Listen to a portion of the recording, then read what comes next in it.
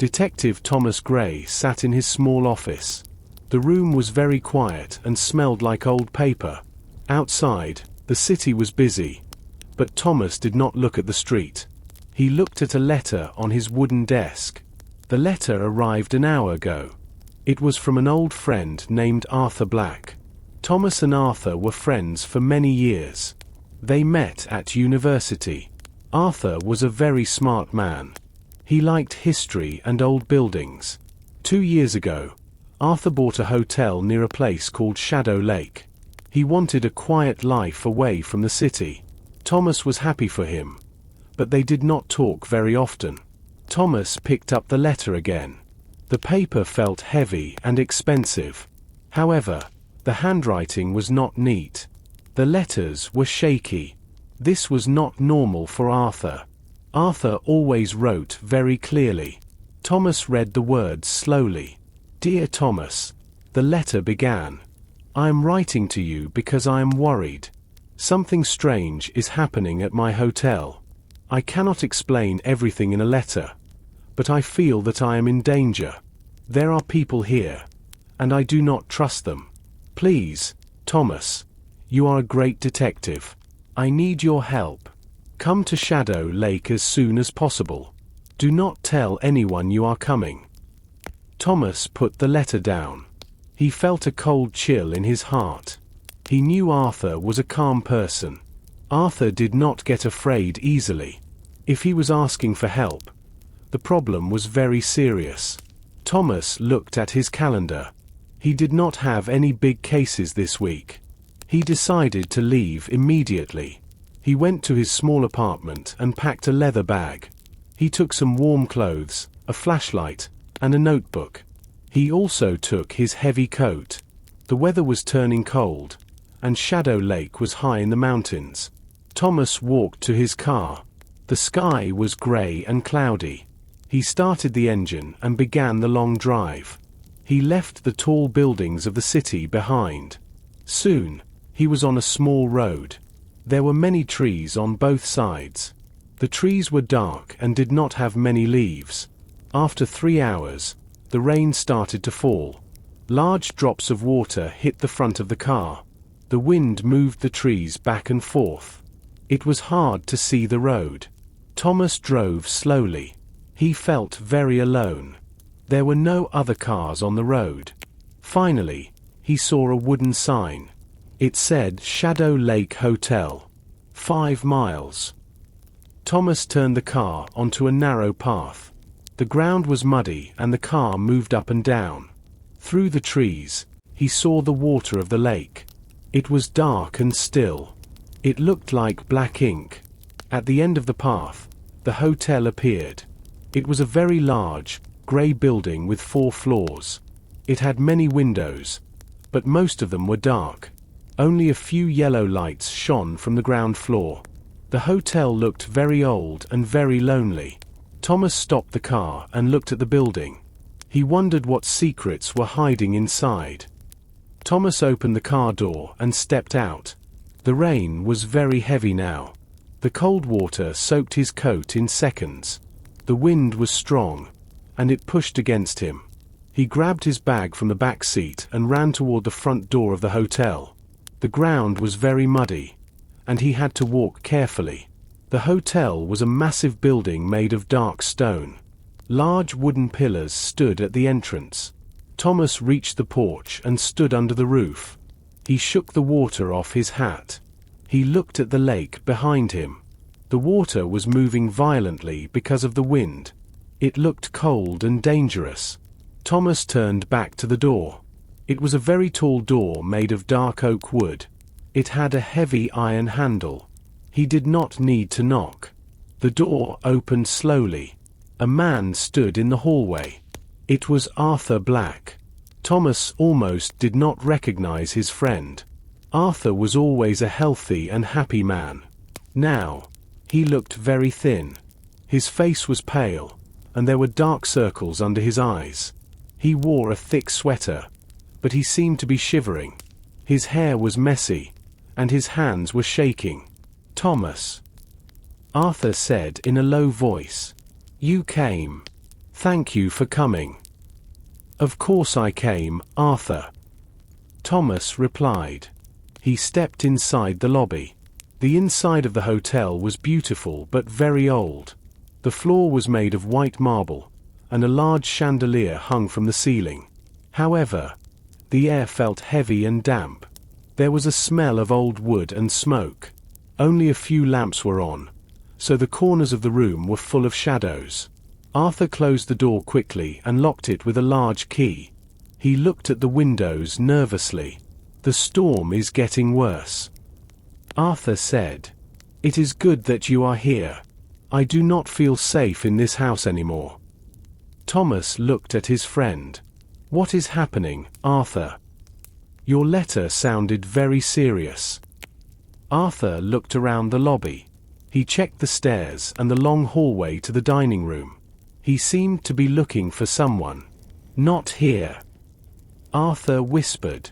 "The guests are in the dining room. They are having tea. I do not want them to hear us. They think I am just a nervous old man." "Who are these guests?" Thomas asked. "There are only a few." Arthur explained. "But I think one of them is watching me. One of them wants something from me.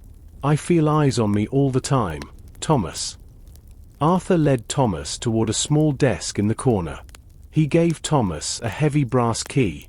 "Your room is on the second floor. It is room 204. Go and change your clothes. You are very wet. Then, come to the dining room. I will introduce you as my old friend from the city.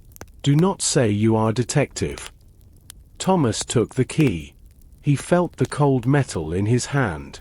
He looked at Arthur's face again. He saw real fear in his friend's eyes. Thomas nodded and started to walk toward the stairs. He knew this was not going to be a relaxing visit. Thomas went to his room and changed his clothes. The room was small and cold. A single lamp sat on a wooden table. He put on a dry shirt and a blue sweater. He looked in the mirror. He looked tired, but his eyes were sharp. He was ready to meet the guests. He walked down the stairs and followed the sound of voices. He entered the dining room. It was a large room with a high ceiling. A long wooden table stood in the center. 5 people sat around it. The room was lit by many candles. The light from the candles moved on the dark walls. Arthur sat at the head of the table. He looked at Thomas and smiled weakly. "Everyone, this is my friend, Thomas Gray. He is visiting from the city. Thomas, please sit down." Thomas sat in an empty chair. He looked at the other people. On his left sat a man with gray hair and glasses. He wore a neat suit. "This is Dr. Miller," Arthur said. The doctor nodded but did not smile. He held a silver spoon tightly. He seemed very nervous. His eyes moved quickly around the room. Across from Thomas sat a woman in a red dress. She was elegant and had long, dark hair. "This is Ms. Clara," Arthur continued. Clara looked at Thomas for a long moment. Her expression was hard to read. She took a sip of water and said nothing. Next to Clara sat a tall man. He had a very large scar on his right cheek. He looked strong and dangerous.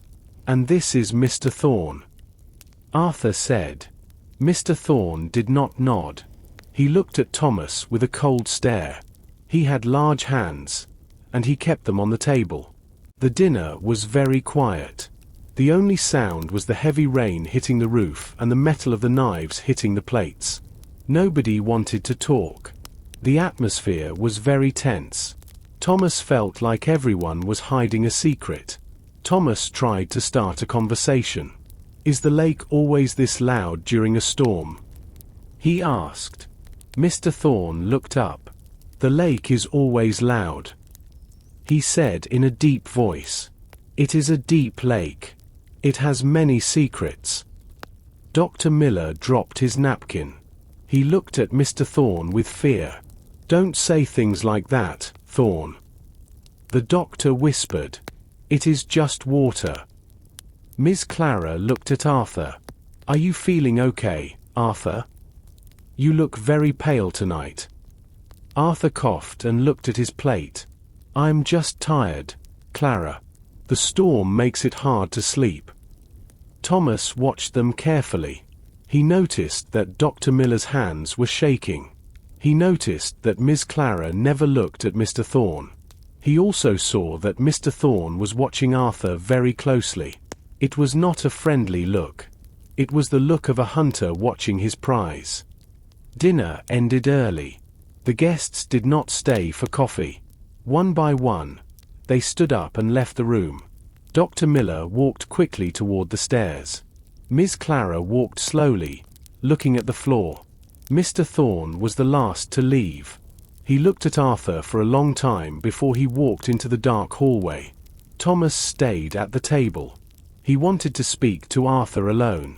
Arthur looked exhausted. He rested his head in his hands. "Arthur," Thomas said softly, "you need to tell me more. Why do you fear these people?" Arthur looked up. His eyes were red. "Not now, Thomas. I have to finish some work in my office. Please, go to the library or your room. We will talk more in the morning. I promise." Thomas did not want to leave him, but he followed Arthur's request. He walked toward the library, which was near Arthur's office. The hotel was very quiet now. The only sound was the wind outside and the description of Thomas's own shoes on the floor. He entered the library and looked at the old books. Suddenly, a loud voice came from the hallway. It was an angry voice. Thomas stood very still near the library door. He listened carefully. The voice was coming from Arthur's office. "You cannot do this to me," a man shouted. It was Mr. Thorne. Thomas heard the description of a heavy hand hitting a wooden desk. Then, he heard Arthur's voice. Arthur was speaking quietly, so it was hard to hear his words. He sounded afraid. "I don't have it yet," Arthur said. "You must wait." "I have waited long enough," Mr. Thorne yelled. His voice was full of anger. "You promised me. If I do not get what is mine, there will be trouble. Do you understand me, Arthur?" Deep trouble. Thomas stepped out of the library. He saw the door to the office open with a sudden force. Mr. Thorne stepped out into the hallway. His face was very red, and the scar on his cheek looked dark and angry. He saw Thomas standing there. He stopped for a second and glared at the detective. He did not say a word. He turned and walked away toward the stairs. His steps were heavy and loud. Thomas went to the office door. He looked inside. Arthur was sitting behind his large desk. His face was pale, and he was breathing fast. He looked like he saw a ghost. "Arthur, are you okay?" Thomas asked. Arthur looked at Thomas, but his eyes were blank. He did not seem to see him. "I am fine," Arthur said in a thin voice. "Go to sleep, Thomas. It is late. Everything will be okay in the morning." Arthur stood up and closed the office door. Thomas heard the description of the metal lock turning. He stood in the dark hallway for a long time. He did not feel good about this. The anger in Mr. Thorne's voice was real. The fear in Arthur's eyes was also real. Thomas walked up the stairs to his room. He did not take off his shoes. He sat on the bed and waited. Thomas did not take off his clothes. He lay on top of the bed covers and stared at the ceiling. The room was very cold, so he pulled a heavy blanket over his legs. Outside, the storm was still very strong. The wind made a low, whistling sound as it pushed against the corners of the hotel. Large drops of rain hit the window glass with a steady rhythm. It was a lonely and unsettling sound. He looked at his watch. It was 2 o'clock in the morning. He tried to close his eyes and rest, but his mind was busy. He thought about Arthur's pale face. He thought about the angry words from Mr. Thorne. He thought about the nervous way Dr. Miller held his spoon. Something was very wrong at Shadow Lake, and Thomas felt it in his bones. Suddenly, a sharp and terrifying sound broke the silence. It was a long, high-pitched scream. The sound was full of pain and pure terror. It was a human voice, and it came from the floor below. Thomas jumped off the bed instantly. His heart was beating very fast. He grabbed his heavy metal flashlight from the bedside table and ran to the door. He opened it and stepped out into the long hallway. The hallway was almost pitch black because the lamps were turned off for the night. He turned on his flashlight, and a bright beam of light cut through the darkness. He was not the only one who heard the cry. A door across the hall opened, and Dr. Miller stepped out. The doctor was wearing a long robe over his pajamas. His face was white, and he was trembling. "What was that?" Dr. Miller asked. His voice was thin and shaky. "Did you hear that sound?" "I heard it," Thomas said firmly. "It came from downstairs." A moment later, Miss Clara appeared from another room. She held a candle in her hand, and the yellow flame moved back and forth. She looked very frightened, but she did not say anything. She simply looked at Thomas with wide, questioning eyes. Finally, Mr. Thorne walked out of his room at the end of the hall. He was still wearing his trousers and a shirt, as if he had not gone to sleep at all. He looked at the others with a hard, cold expression. He did not look surprised. He looked annoyed. "It came from the office," Mr. Thorne said in his deep voice. Thomas did not wait for the others. He began to run down the stairs. The wooden steps made loud, creaking sounds under his feet. The others followed him in a small, nervous group. They reached the ground floor and hurried through the dark lobby. The air here felt even colder than before. They stopped in front of the heavy wooden door of Arthur's office. Thomas tried to turn the brass handle, but it did not move. The door was locked from the inside. He put his ear against the wood. He listened for a moment, but he did not hear any movement. He did not hear any breathing. There was only a deep and heavy silence coming from inside the room. "Arthur! Arthur! Answer me!" Thomas shouted. He hit the wood of the door with his fist. The sound was dull and heavy. There was no answer from the other side of the door. The silence from inside the room felt very heavy and wrong. Dr. Miller stood behind Thomas. He was breathing quickly. "Maybe he is just asleep," the doctor suggested. His voice was high and nervous. He looked like he wanted to run back to his room. He would not sleep through that scream. "Doctor," Thomas replied. He looked at Mr. Thorne. Thorne was leaning against the wall nearby. He did not look worried. He looked like he was waiting for a show to begin. His eyes were cold and dark in the shadows. "The door is locked from the inside," Miss Clara whispered. Her voice was very quiet and thin. She held her candle higher. The yellow light showed the deep lines of fear on her face. "Arthur always locks his door at night. He says he feels safer that way. He told me he was afraid of people coming in while he slept." Thomas looked at the door. It was made of thick, dark oak. It was a very strong door. He knew he could not open it with a simple push. He needed to use his whole body and a lot of force. He looked at the other guests and pointed to the far wall. "I am going to break the door," he said firmly. "Please move back. I do not want anyone to get hurt." Dr. Miller and Miss Clara moved away quickly.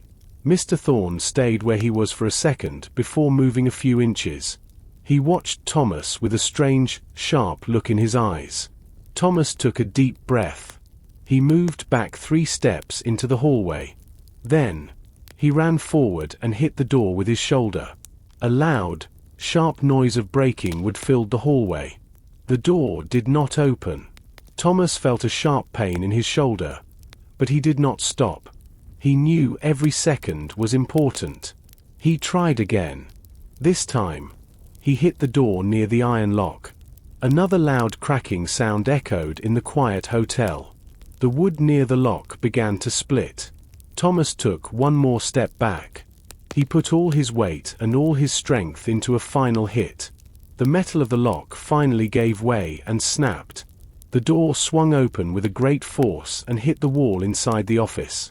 The description of the door hitting the inner wall was very loud in the silent room. Thomas stood in the doorway. He held his heavy flashlight out in front of him. The office was very dark. The only light came from his flashlight beam and Miss Clara's small, flickering candle. A very cold wind blew out from the office and hit Thomas in the face. It was the freezing air from the lake, and it smelled like rain and wet earth. He moved the beam of his flashlight around the room slowly. He saw the large desk. He saw the tall bookshelves. Then, the light hit the floor. Thomas stopped moving. "Stay back," Thomas said to the people behind him. His voice was hard and serious.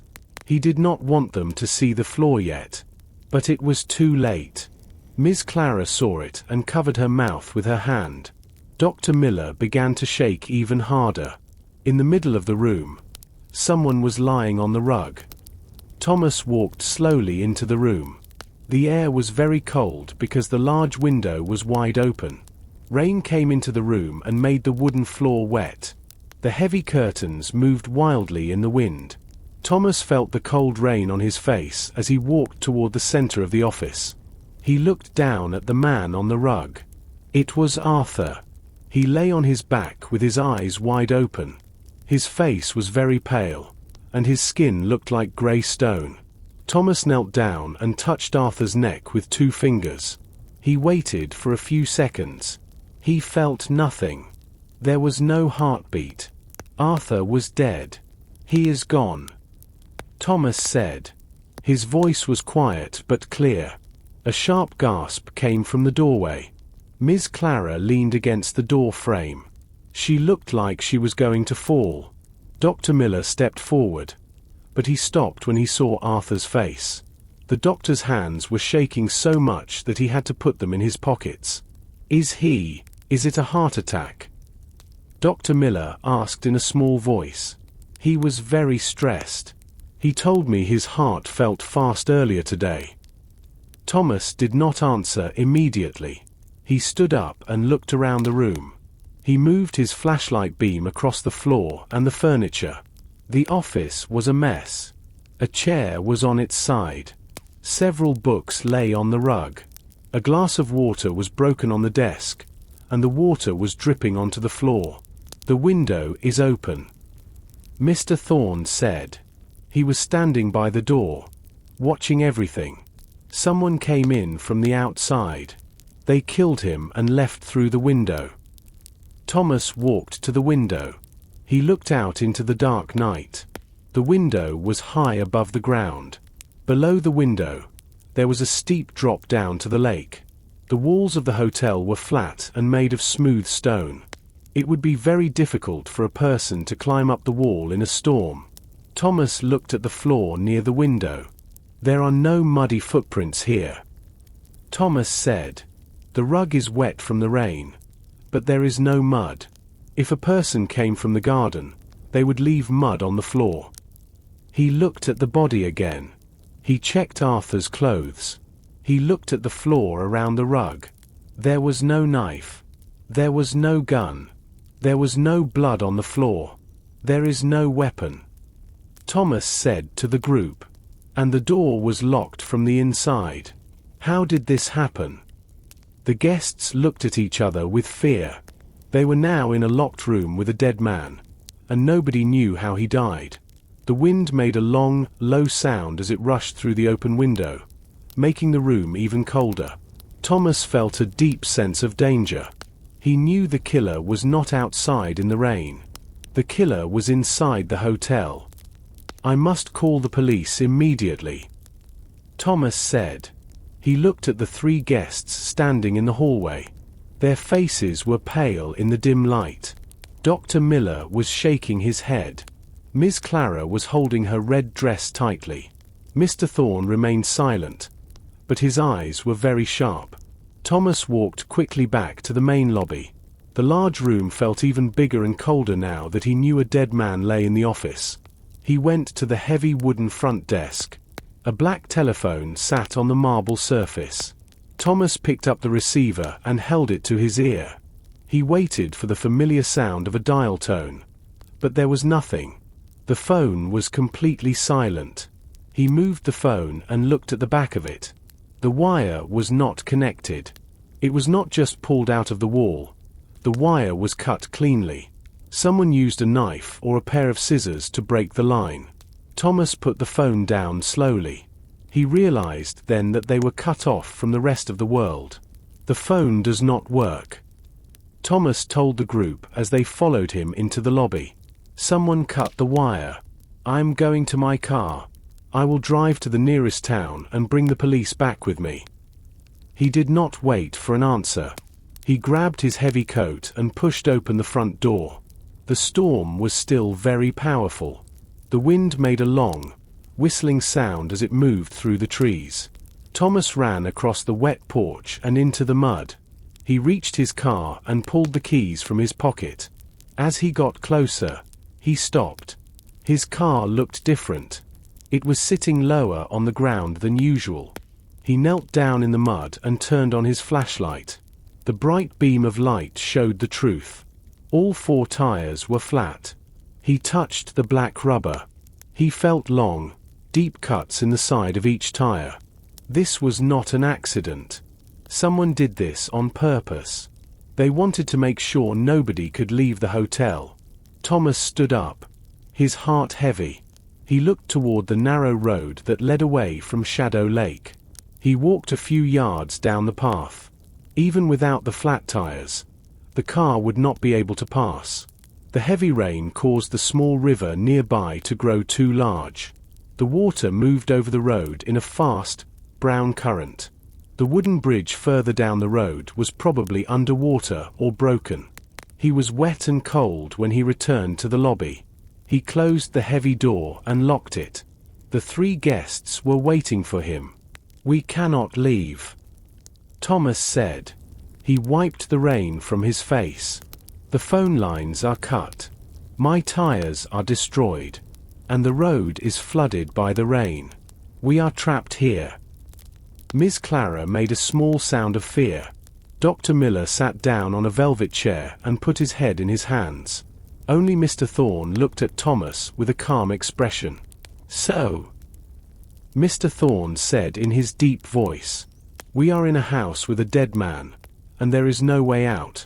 What do we do now, detective?" Thomas stood in the center of the lobby. The yellow light of the chandelier made long shadows on the floor. He looked at the 3 guests. They were sitting on the old velvet chairs. They looked cold and very worried. Thomas took a deep breath. He needed to take control of the situation. "I have something to tell you," Thomas said. His voice was loud and firm. "I am not just an old friend of Arthur's. I am a detective from the city. Arthur asked me to come here because he was afraid. He thought someone wanted to hurt him." The room was very quiet for a moment. Dr. Miller looked up. His glasses were foggy. "A detective?" he asked.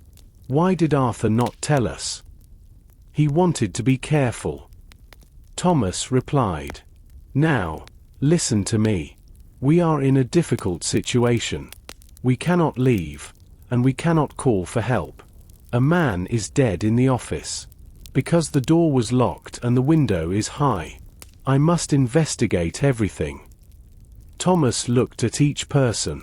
"I want everyone to stay here in the main hall. Do not go to your rooms alone. Do not go to the kitchen. Stay together where you can see each other. It is for your safety. I'm going back to the office to look for clues." Miss Clara nodded slowly. She looked at Dr. Miller and Mr. Thorne. "I think the detective is right," she said. "We should stay together." Mr. Thorne did not say anything. He crossed his arms and stared at the dark fireplace. He did not look happy, but he did not move from his chair. Thomas left the lobby and walked back to the office. He walked slowly. He wanted to see if anything changed in the hallway. The air was still very cold. He entered the office and closed the broken door as much as he could.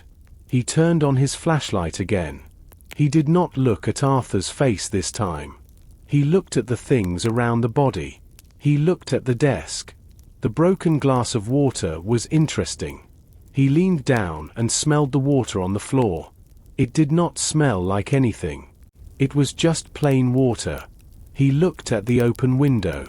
The rain was still coming inside. He walked to the window and looked at the lock. The lock was not broken. It was open. This meant Arthur opened the window himself, or the killer opened it from the inside. Thomas knelt on the floor near Arthur's desk. He moved the heavy flashlight beam under the wooden legs of the table. He saw a lot of dust and a few old pens. Then, he saw something else. It was a small, bright color. It was near the back of the desk, hidden in the shadows. He reached out his hand and picked it up. It was a small piece of paper. It was bright red. He held it up to the light. The paper was folded into a small square. Thomas unfolded it carefully. Inside, there was a strange symbol drawn in black ink. It looked like a circle with a line through the middle and 3 small dots at the top. Thomas did not recognize the symbol. He put the red paper in his pocket. He felt a small spark of hope. This was the first real clue. Thomas stood in the center of the office. He held the small, red piece of paper between his fingers. The strange symbol was drawn with very dark ink. It looked like a secret sign. Thomas looked at it for a long time. He tried to remember if he had seen it before in his other cases. He had seen many strange things in the city, but this was new. What does this mean? He whispered to himself. He put the paper carefully into his jacket pocket. He needed to keep it safe. He turned his attention back to the room. If there was one piece of paper, maybe there were more. He began to search the large wooden desk. He tried to pull the drawers open. The top 3 drawers were locked tightly. Thomas did not have the key. He looked at Arthur's body, but he did not see any keys in his pockets. He looked at the floor again. He moved the heavy flashlight beam slowly across the rug. Near Arthur's right hand, he saw a small mark on the floor. It was a scratch in the wood, as if something heavy was moved very quickly. The scratch started near the desk and ended near the body. Thomas knelt down to look at Arthur's hands. Arthur's fingers were stiff and cold. On his left wrist, Thomas noticed something strange. There was a small, red mark. It looked like a tiny needle had pushed into the skin. It was very small, and a person could easily miss it. Is this how he died? Thomas thought. He remembered that Dr. Miller mentioned a heart attack, but a small mark like that usually meant a needle. He stood up and walked to the broken glass on the desk. He picked up a large piece of the glass very carefully. He looked at the bottom of the glass. There was a tiny bit of white powder stuck to the wet surface. It was almost invisible. He touched a very small amount with his finger and smelled it. It had a faint, bitter smell. It was not sugar. Thomas looked at the open window one more time. The rain was still falling, but the wind was not as loud now. He could hear the water of the lake hitting the rocks below the hotel. He realized that the killer was very smart. The killer wanted everyone to think it was a heart attack or a stranger from the outside. He felt a cold shiver. He was in a house with a very clever person. He needed to be more careful than ever. He checked his flashlight. The battery was still strong. He took one last look at his friend Arthur. I will find out who did this. Arthur. He promised quietly. He turned off his flashlight to save the battery and walked out of the office. He closed the broken door behind him. The hallway was dark and long. He walked back to the lobby where the guests were waiting. He could see the yellow light of the chandelier ahead. He could hear the low sound of Ms. Clara crying. It was time to start the interviews. He needed to know what each person was doing when the scream happened. The lobby was very still when Thomas returned. Ms. Clara was sitting near the cold fireplace, her hands buried in her lap. Mr. Thorne stood by the dark window, looking at the rain. Dr. Miller was sitting on a small wooden chair near the stairs. He looked very small and very old. His face was the color of a white sheet. "Dr. Miller," Thomas said softly, "I would like to talk to you. Please, come with me to the corner of the room." The doctor stood up slowly. His knees seemed weak, and he wobbled for a second. He followed Thomas to a quiet spot near a large green plant.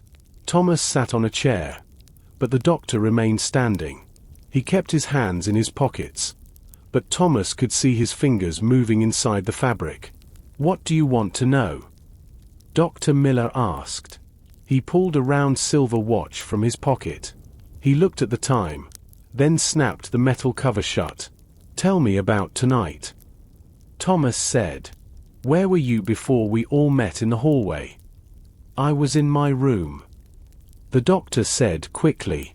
"Room 202. I was reading a medical book. The storm was making me feel anxious, so I could not sleep. I was just lying on my bed." "Did you see or hear anyone in the hallway?" Thomas asked. He watched the doctor's face closely. Dr. Miller checked his watch again.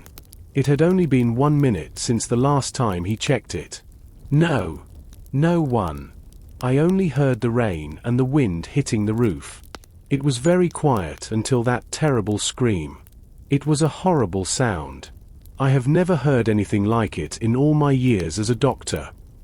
Thomas looked at the doctor's eyes.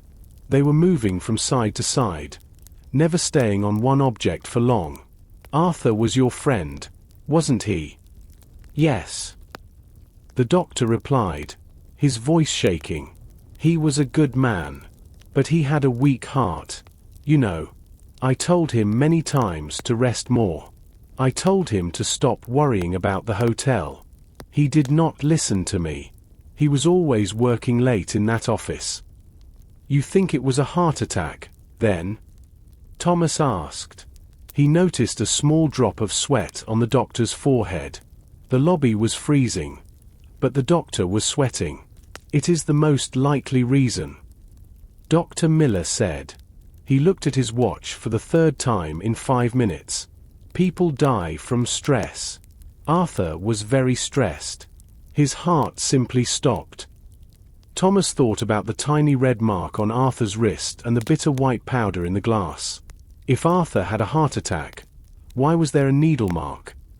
And why was the doctor so obsessed with the time? The silver watch made a small clicking sound every time the doctor closed the cover. "Thank you, doctor," Thomas said.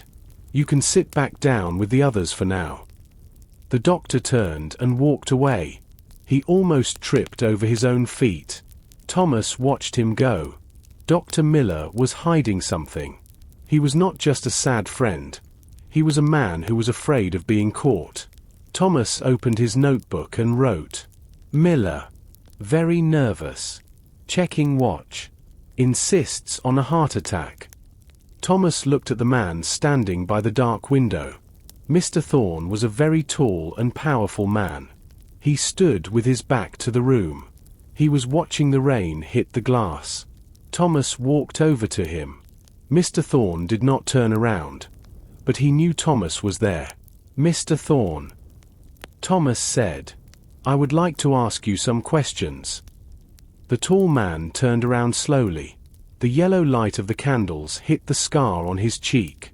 It was a long, thin line that went from his eye down to his chin. He looked very dangerous in the shadows. He did not look afraid like Dr. Miller. He looked annoyed. "I know what you want to ask," Mr. Thorne said in his deep, rough voice. "You heard us earlier. You heard me shouting in Arthur's office. Yes, I did. Thomas replied calmly. You sounded very angry. You told him there would be trouble. Mr. Thorne let out a short, cold breath. I was angry. I have a reason to be angry. Arthur Black was not a perfect man. Detective. He was a man who took things that did not belong to him. What do you mean? Thomas asked. He took out his notebook. Arthur owed me a lot of money. Thorne said. He leaned against the window frame. He needed money to buy this hotel. My family gave him that money many years ago. It was a debt. He promised to pay it back this month. But when I asked him for it tonight, he said he did not have it. He said the money was gone. Where did the money go? Thomas asked. Thorne shook his head. He did not say. He was hiding something. He looked me in the eye and lied. I wanted my money. And I wanted it now. So, yes. I shouted at him. I am a man of my word. And I expect others to be the same. Thomas looked at Thorne's large hands. They were strong and calloused. He could easily break a lock or hurt a person. Did you go back to the office after the dinner? No. Thorne said. He looked back at the lake. I went to my room. I sat in the dark and thought about how to get my money back. Killing Arthur does not help me.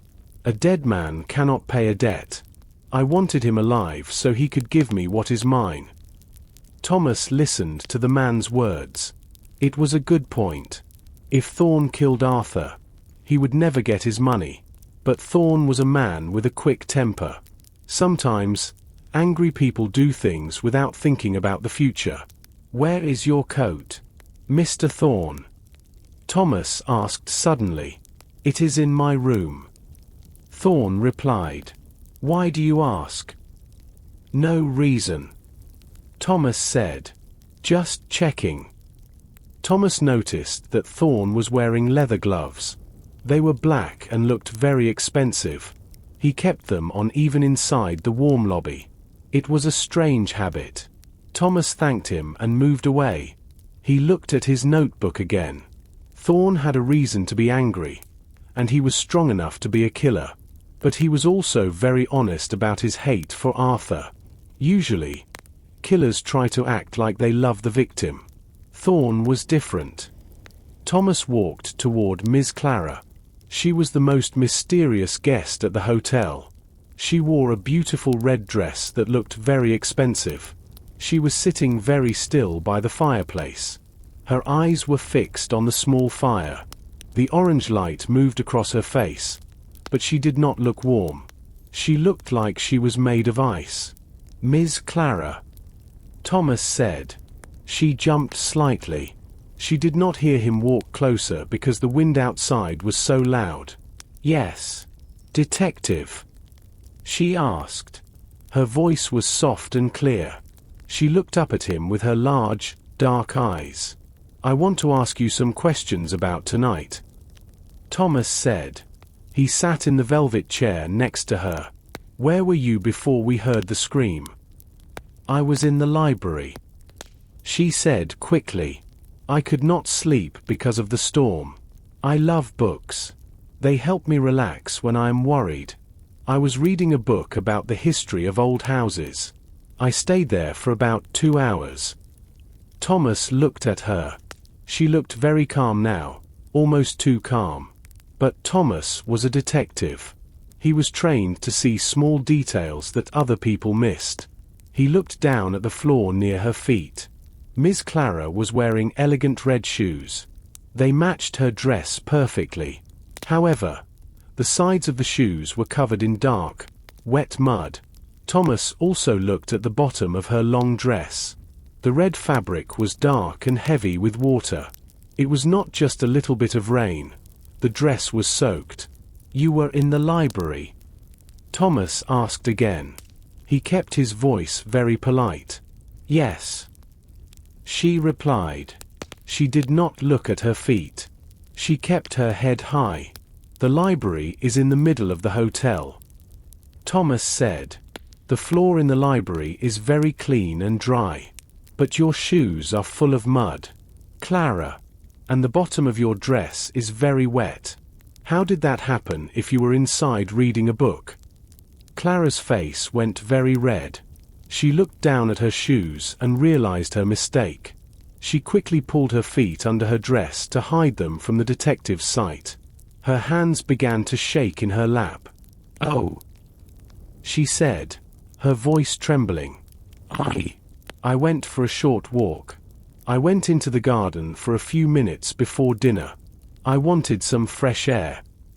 The mud is very wet, Clara," Thomas said firmly. "And the water on your dress has not dried yet. It did not happen before dinner. It happened very recently. It happened during the storm." Clara looked away from him. She looked at the dark window where the rain was hitting the glass. "I do not have to answer your questions," she said. Her voice was not soft anymore. It was sharp and cold. "I did not kill Arthur. He was a friend. I'm very sad that he is dead." Thomas noticed she stopped for a second before she said the word friend. He remembered the way she looked at Arthur during dinner. It was a strange, complicated look. "I think you are lying to me, Clara," Thomas said. "I think you were outside in the rain tonight. Why were you near the lake?" Clara did not answer. She stood up and walked away from the fire. She went to the other side of the room and sat near Dr. Miller. She did not look back at Thomas. Thomas opened his notebook. He wrote, "Ms. Clara. Muddy shoes. Wet dress. Claims she was in the library. She is lying about being outside in the storm." He felt the red paper in his pocket. He wondered if Clara was the person who left it in the office. Thomas left the guests in the lobby. He needed to be alone to think. The atmosphere in the main hall was too heavy with lies and fear. He walked back down the dark hallway to Arthur's office. He stepped over the broken wood of the door and entered the room. The wind was still blowing through the open window, but the rain was lighter now. He did not look at Arthur's body. Instead, he went straight to the large wooden desk. He was sure that the secret to this mystery was hidden in this furniture. He turned on his flashlight and put it on top of the desk so he could use both hands. He began to feel the wood on the sides of the desk very carefully. He moved his fingers over the carved patterns and the small gaps in the wood. After a few minutes, his fingers touched something different. On the right side of the desk, near the floor, there was a small wooden circle that moved. It was a button, hidden perfectly in the design of the desk. Thomas pushed it hard. A small, thin drawer jumped open near the top of the desk. It was so thin that it was almost invisible when it was closed. Thomas pulled it out all the way. Inside, there was no money or jewelry. There was only a single piece of old, yellow paper. Thomas took the paper to the flashlight. It was a hand-drawn map. The ink was faded, but the lines were still clear. It was a map of the Shadow Lake Hotel and the land around it. He saw the main building, the garden, and the edge of the lake. He looked closer at the lines. He saw a dotted line that started in the basement of the hotel. The line went under the garden and ended at a small cave near the water. Above the line, Arthur had written one word: tunnel. A secret tunnel. Thomas whispered. This changed everything. If there was a tunnel, someone could enter or leave the hotel without using the front door. They could go from the basement directly to the lake. He thought about Miss Clara and her wet, muddy dress. Had she used this tunnel to go outside? Or had someone used the tunnel to come into the hotel and kill Arthur? Thomas looked at the map again. There were other notes on the paper. Near the end of the tunnel, there was a small X drawn in red ink. Next to the X, Arthur wrote, "Safe place." Thomas felt a surge of excitement. He was finally finding the truth. Arthur was not just running a hotel. He was keeping secrets about the building itself. Why did he need a secret tunnel? And what was in the safe place? He folded the map carefully and put it in his pocket with the red paper symbol. He knew his next step. He had to find the entrance to this tunnel. He had to go down into the basement. He took his flashlight and left the office. He felt the weight of the secrets in his pocket. The hotel was full of shadows, and he felt like the walls were watching him. He had to be very quiet. He did not want the guests to know what he had found. If one of them was the killer, they would try to stop him from reaching the basement. Thomas walked through the dining room. The candles were burning low now. The shadows on the walls looked like tall, thin ghosts. He pushed open the heavy double doors that led to the kitchen. He expected to find the hotel staff there. He wanted to ask the chef if he saw anything strange during the dinner. The kitchen was a very large room. It had many long metal tables and big stoves. It was very clean, but it was also very cold. The smell of soup and fresh bread still hung in the air. Thomas turned on his flashlight and moved the light across the room. The bright beam hit the shiny metal of the pots hanging from the ceiling. "Hello," Thomas called out. "Is anyone here?" There was no answer. The kitchen was empty. This was very strange. Usually, in a large hotel like this, the kitchen staff stayed late to clean the dishes and prepare for breakfast. Thomas walked further into the room. The description of his shoes on the hard tile floor was the only noise in the room. He reached the center of the kitchen. Suddenly, his foot stepped on something sharp. He moved his flashlight down to the floor. He saw many white pieces of a broken plate. The plate was smashed into many small bits. It was lying near a large metal table. Thomas looked at the table. A bowl of flour was tipped over on its side. White powder covered the floor like a layer of fresh snow. In the middle of the white flour, there was a very clear mark. It was a large footprint. Thomas knelt down to look at it. The footprint was much larger than his own. The pattern of the boot was heavy and deep, with a thick sole. The person who made this mark was likely very tall and strong. Thomas thought about the guests in the lobby. Mr. Thorne was a very tall man. He probably wore large boots for the mountain weather. But why would he be in the kitchen? And more importantly, where was the chef? Thomas stood up and looked around. He saw a small wooden door near the back of the kitchen. The door was not closed properly. It was slightly open. A very cold wind came from behind the door. He knew where that door led. It led down to the dark basement of the hotel.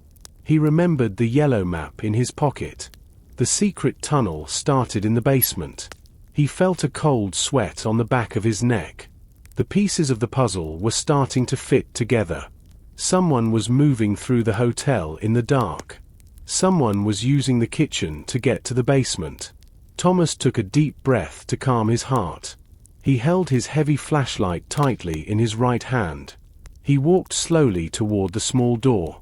He had to find the chef, and he had to find the tunnel. The mystery was getting deeper and more dangerous with every step he took. Thomas pushed the small wooden door open. It was very heavy and moved slowly. Behind the door, a flight of narrow stone stairs led down into the dark. The air that came from the basement was freezing. It smelled of old wet stone and damp earth. Thomas held his flashlight tightly and began to go down the stairs, one step at a time. The stairs were slippery from the moisture in the air. Thomas put his hand on the cold stone wall to keep his balance. He moved his flashlight beam across the steps. He saw more white flour on the stone. The large footprints he found in the kitchen continued down here. Someone had definitely walked this way very recently. At the bottom of the stairs, the basement opened into a very large, dark room. The ceiling was low, and thick wooden beams held it up. There were many shadows behind the large piles of boxes and old furniture. Thomas moved his light slowly from left to right. He saw rows of old wine bottles covered in dust. He saw broken chairs and heavy wooden crates. Suddenly, the light hit something in the far corner of the room. Thomas stopped moving. He saw a person sitting in a wooden chair. The person was not moving. Thomas felt a cold fear in his chest. He walked closer, his heart beating fast. As he got closer, he realized it was the hotel chef, George. The man was alive, but he was in a terrible state. His hands were tied behind his back with thick, brown rope. His feet were also tied to the legs of the chair. A white kitchen cloth was tied tightly around his mouth so he could not scream. His eyes were wide open and full of terror. When he saw Thomas, he began to move his body back and forth, trying to speak through the cloth. "It is okay, George. I am Thomas. I am a friend of Arthur's," Thomas said in a calm, quiet voice. He knelt down and began to work on the knots. The rope was very thick and tied very tightly. It took Thomas several minutes to loosen the cloth around George's mouth. As soon as the cloth fell away, George took a deep, shaky breath. He was trembling so much that the wooden chair made a steady tapping sound against the stone floor. "Detective, you must be careful," George whispered. His voice was thin and very weak. "He is still here. I think he is still in the shadows." Thomas did not look away from the chef. He kept working on the ropes around George's wrists. "Who did this to you, George? Was it one of the guests?" George shook his head quickly. "I did not see his face. It was too dark. He came into the kitchen and hit me from behind. Then he dragged me down here. He was very strong. Detective. Very strong." Thomas finally cut the last rope. George was free, but he was too weak to stand up.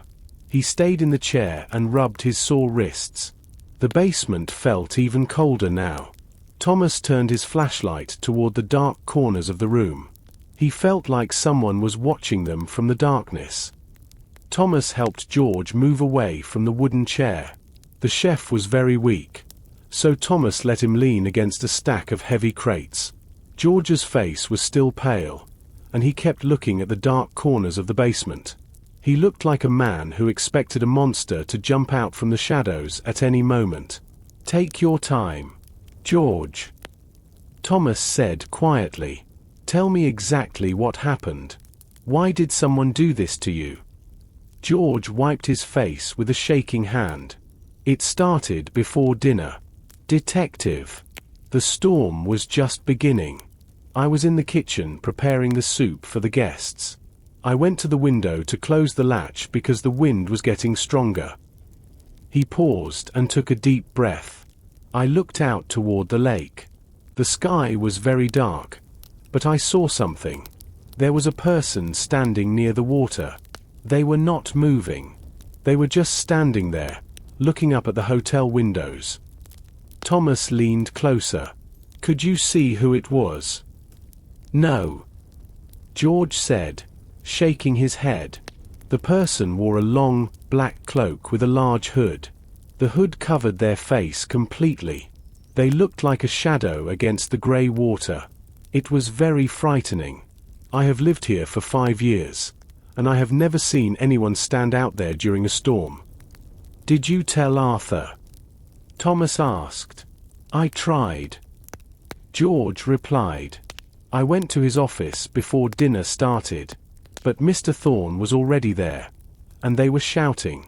I did not want to interrupt an argument, so I went back to the kitchen. I thought I would tell Arthur after the meal, but then the dinner was so quiet and strange. After the guests left the table, I began to clean the plates. That is when I heard a soft movement behind me." George looked down at his hands. "I did not even have time to turn around. A heavy hand covered my mouth, and something hard hit the back of my head. When I woke up, I was tied to that chair in the dark. The person did not say a word. They just left me here. Thomas thought about this. The person in the black cloak was a very important detail. He remembered the wet, muddy shoes of Miss Clara. He also remembered the strength of Mr. Thorne. Either one of them could have been the person by the lake. "Did you hear anything while you were down here?" Thomas asked. George nodded slowly. "I heard the sound of a heavy door opening and closing. Not the wooden door you came through. It was a different sound. It sounded like stone moving against stone. It came from the far wall of the basement." Thomas looked at the far wall. The stones were old and covered in green moss. He remembered the map in his pocket. The secret tunnel started exactly in this basement. "Stay here, George," Thomas said. "I'm going to look at that wall. Keep my flashlight. If you hear anything, call my name." Thomas gave the flashlight to the chef and began to feel the cold stones of the wall. He was looking for a secret handle or a loose rock. He knew the person in the cloak was the key to Arthur's death. Thomas moved his hands slowly across the cold, wet stones of the basement wall. The air was very still, and he could hear the sound of his own breathing. Behind him, George the chef held the flashlight. The light was shaky because George's hands were still trembling. The beam of light moved up and down on the mossy wall. Thomas reached a corner where the ceiling was very low. He had to bend down to see the floor. Suddenly, he saw something bright. It was a small, red color against the gray stone. He knelt down and picked it up. It was another piece of red paper. It was folded exactly like the one he found in Arthur's office. Thomas opened it carefully with his cold fingers. Inside, there was a symbol drawn in black ink. It was a circle with a horizontal line through the middle and 3 small dots at the top. It was the exact same symbol as the first clue. "What is that, detective?" George asked from the shadows. "It is a message," Thomas replied. He stood up and showed the paper to George. "I found another one just like this in Arthur's office. This means the person who was in the office was also down here in the basement." George looked at the symbol and shook his head. "I have never seen that mark before. It looks like a secret code." Thomas put the second piece of paper into his pocket. He felt more certain now. The person in the black cloak was not a stranger. They knew the secrets of the hotel. They knew about the office. And they knew about this basement. Thomas turned back to the wall. He looked at the spot where he found the red paper. There was a large, flat stone that looked slightly different from the others. It was cleaner, as if people touched it often. Thomas pushed the stone with his hand. It did not move. He tried to pull it, but it stayed in place.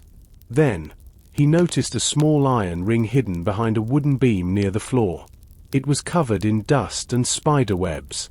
Thomas grabbed the ring and pulled it hard. He heard a deep, heavy sound. A part of the wall began to slide back slowly. A narrow opening appeared in the wall. It was just wide enough for one person to pass through. Behind the opening, there was a dark, narrow passage. The air coming from the passage was even colder than the basement. It smelled of the lake and wet mud. "The tunnel," Thomas whispered. George stepped back, his eyes wide with fear. "I'm not going in there, detective. That is a place for ghosts." "Stay here, George," Thomas said firmly. "Go back up to the kitchen and lock the door. If you hear anything, go to the lobby and tell the others. I have to see where this leads." Thomas took the flashlight from George. He stepped into the narrow opening. The walls of the tunnel were made of rough earth and wood. It was very small and dark. Thomas began to walk forward, his flashlight pointing the way into the deep shadows of the earth. Thomas decided not to enter the tunnel alone yet. He looked at George, who was still shaking. The chef was too weak to stay in the basement. Thomas helped him walk back to the stone stairs. They climbed up slowly and entered the kitchen. The room was still empty and cold. Thomas made sure the door to the basement was closed tightly. "Go to the lobby, George," Thomas said. "Stay with the others. Do not let anyone leave that room. I need to check Arthur's private bedroom."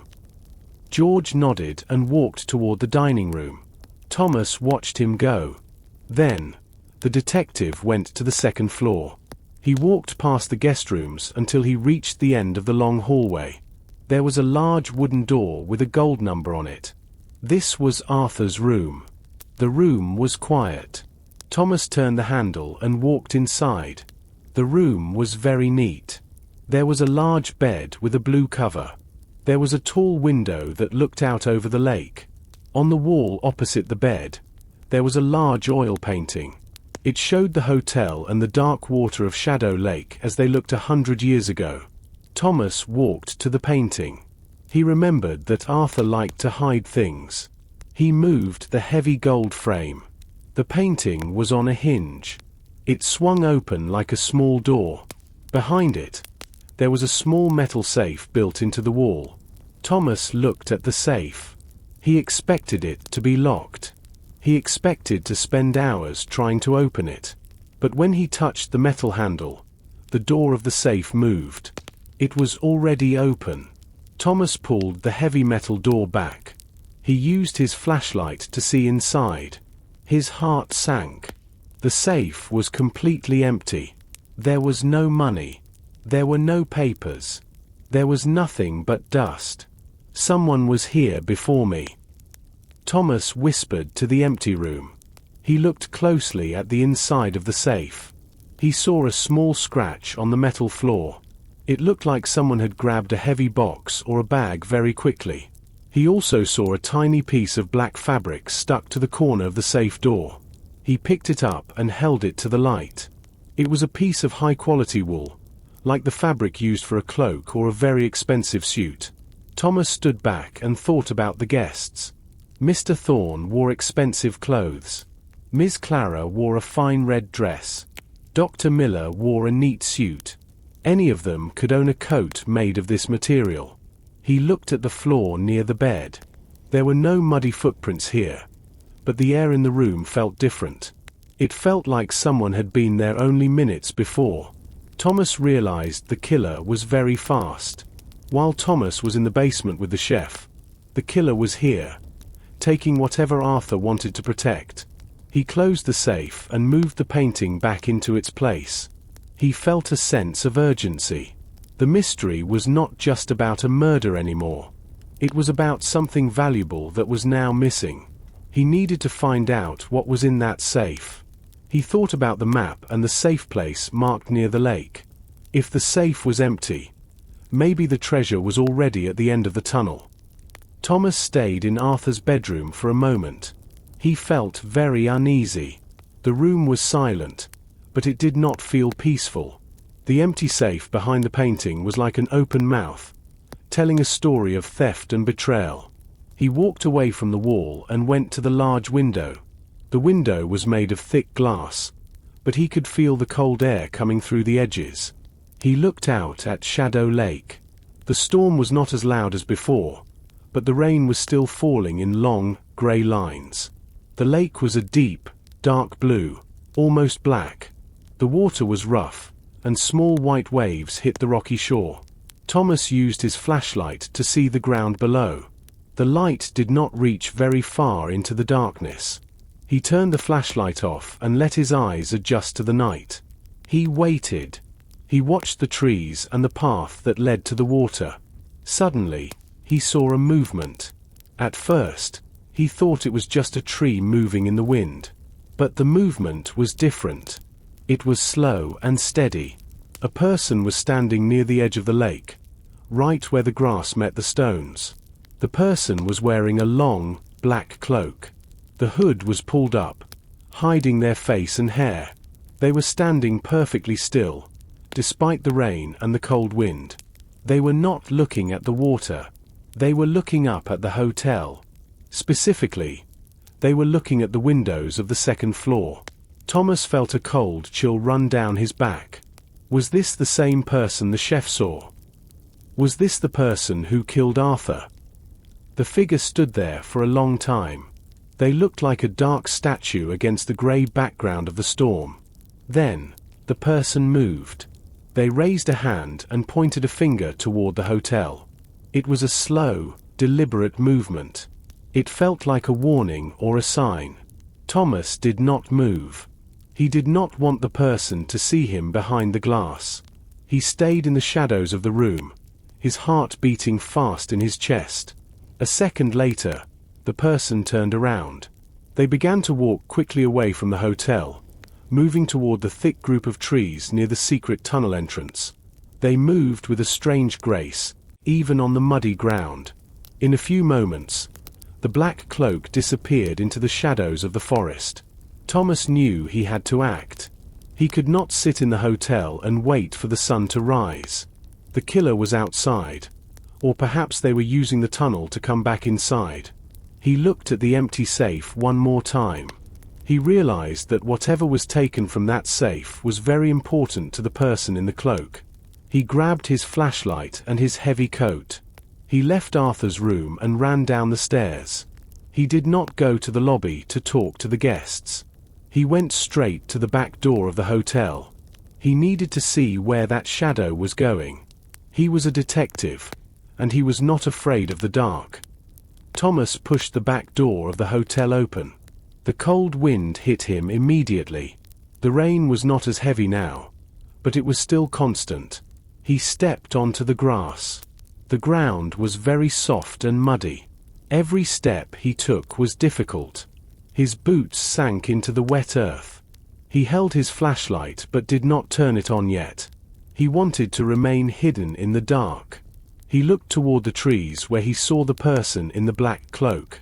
The forest was a wall of deep shadows. The trees were tall and moved slowly in the wind. Thomas felt small in the large, dark garden. He walked toward the edge of the lake. The water made a rhythmic, crashing sound against the stones.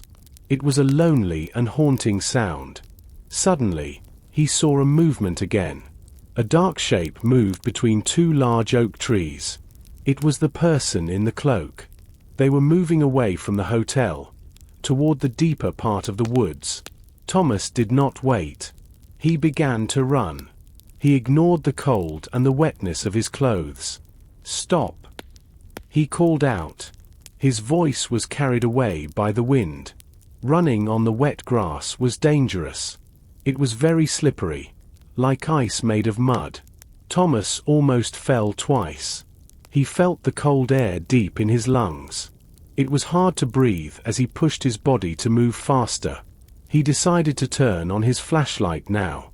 The bright beam of light jumped across the wet leaves and the dark trunks of the trees. He saw the black cloak again. The person was very fast and agile. They moved through the forest like they knew every path and every stone. They did not stumble or slip. It was as if they were part of the darkness itself.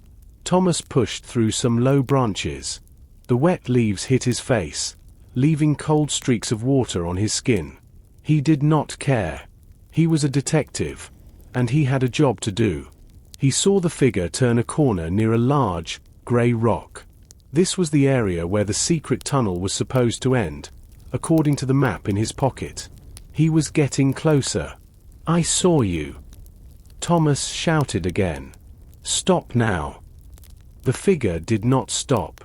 Instead, they ran even faster toward a very thick part of the forest where the light of the moon could not reach. Thomas tried to increase his speed, but his foot hit a hidden root in the earth. He fell forward into the mud. His flashlight flew out of his hand and landed a few feet away. The beam of the light hit a nearby tree, and for a brief second, it illuminated the person in the cloak. The person stopped for a very short moment. They turned their head back. Thomas could not see a face. He saw only the dark, empty void of the hood. It was a terrifying sight. Then, the person stepped into the thick bushes and vanished. Thomas stood up slowly. His clothes were covered in dark mud and his hands were freezing. He picked up his flashlight. The forest was quiet again, except for the sound of the rain. He looked at the spot where the person disappeared. He was frustrated, but he was also more curious than ever. He walked toward the spot where he fell, shining his light on the ground. He hoped the killer had left something behind in their hurry to escape. Thomas stood up slowly and wiped the wet mud from his trousers. His hands were cold and stinging from the fall. He picked up his flashlight and checked the lens. Luckily, the light was still strong. He pointed the beam into the deep forest, but he saw nothing. The person in the black cloak was gone. The forest was silent, and the heavy trees seemed to hide every secret. "I lost them," Thomas whispered. He felt a wave of frustration. He was a good detective, but this person was very fast. They knew the land around the hotel much better than he did. He did not walk back to the hotel immediately. Instead, he stayed near the spot where the figure had disappeared. He began to move his flashlight across the ground. The earth here was a mix of dead leaves, dark mud, and thick roots. He looked for footprints. Because of the heavy rain, most of the marks were already filled with water. They looked like small, dark pools. Then, his light hit something that was not a leaf or a stone. It was a dark, smooth object caught on a low bush near the large grey rock. Thomas knelt down carefully. He reached out and picked it up. It was a glove. Thomas held it in the palm of his hand and shined his light on it. It was made of very high-quality black leather. The leather was soft and expensive, even though it was now wet and cold. He turned it over. The glove was quite small. It was much smaller than Thomas's own hand. This was a glove for someone with delicate fingers. He looked at the wrist of the glove. There was a small, silver button. On the button, there was a tiny letter C carved into the metal. Thomas felt a spark of interest. C could stand for Clara. He remembered that Miss Clara wore a very expensive red dress and elegant shoes.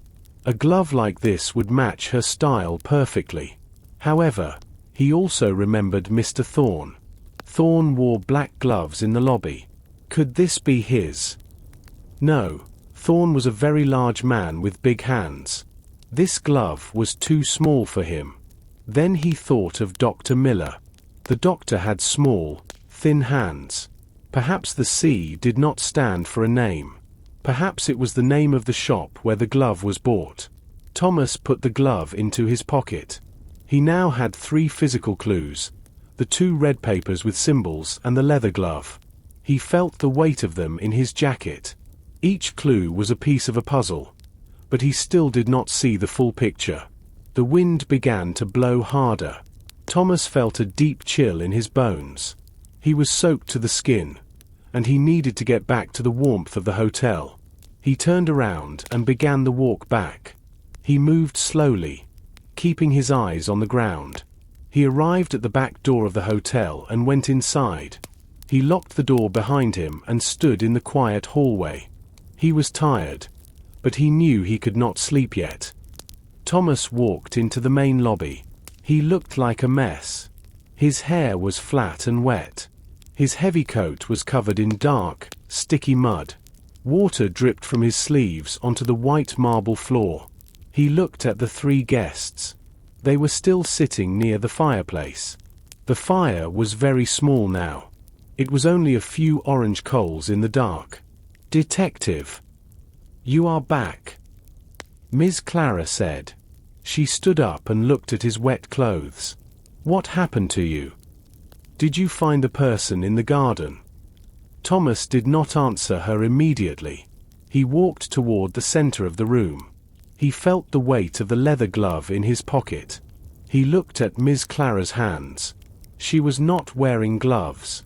Her fingers were long and pale. "I saw someone," Thomas said. He wiped his face with a dry handkerchief. But they were too fast. They disappeared into the forest near the lake. "We are not safe here," Dr. Miller whispered. He was hugging himself to stay warm. "First Arthur, now a stranger in the dark. We must leave this place. We cannot leave. Doctor, Mr. Thorne said in his deep, calm voice. He was still standing by the window. The detective already told us. The road is a river. We are stuck in this hotel until the storm ends. Suddenly, the large chandelier above them began to flicker. The yellow light became dim, then bright, then dim again. A low humming sound came from the walls of the hotel. Everyone stopped talking and looked up. What is happening? Ms. Clara asked. Her voice was full of fear. A sharp, snapping sound came from the ceiling. A bright spark of blue light appeared near the wires of the chandelier. Then, the light completely vanished. The lobby became pitch black. There was no light from the fire, no light from the windows, and no light from the hallway.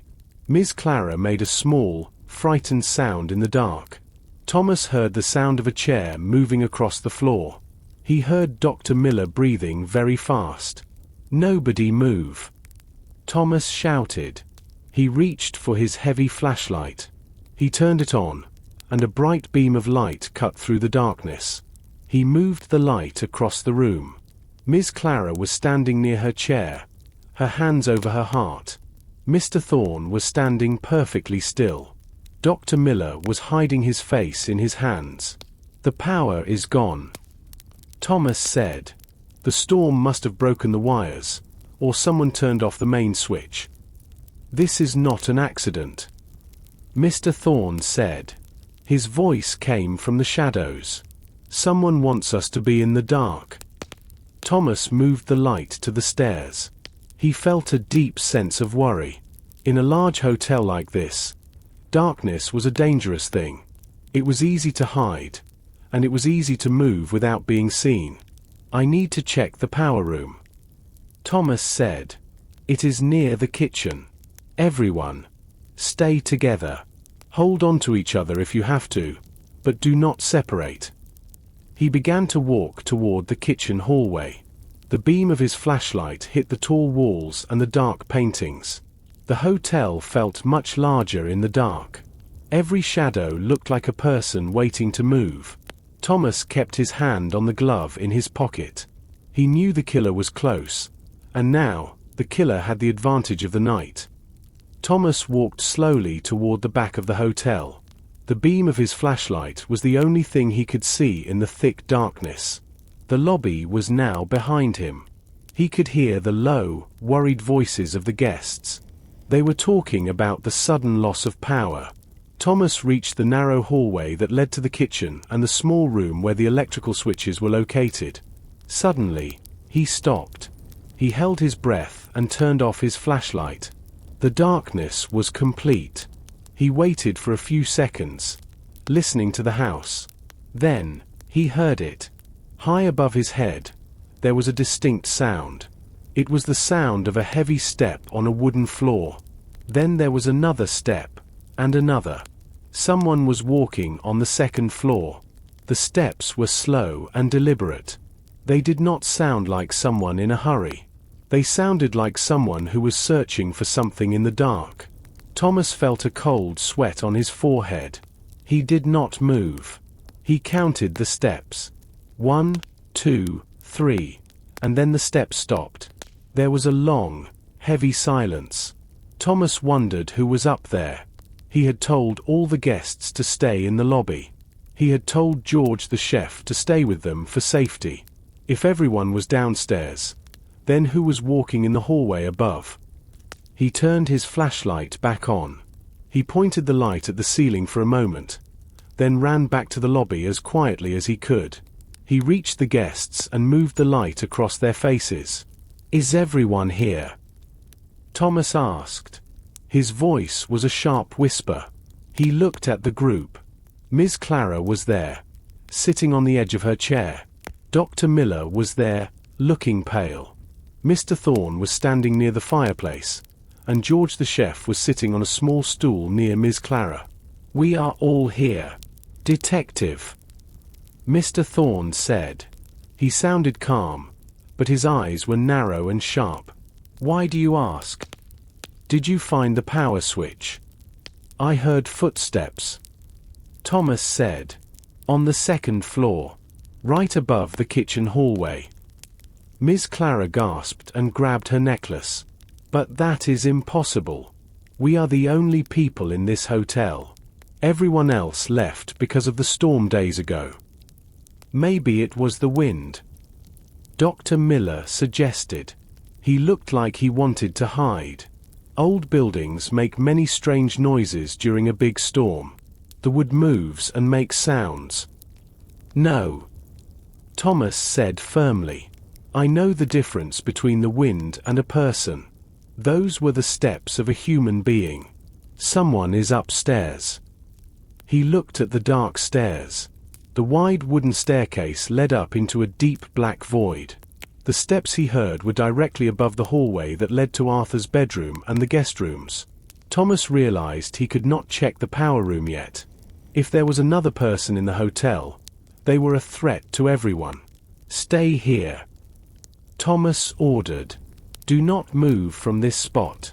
George, watch the hallway. If you see anything, shout as loud as you can. He turned away and walked toward the stairs. He began to climb the steps.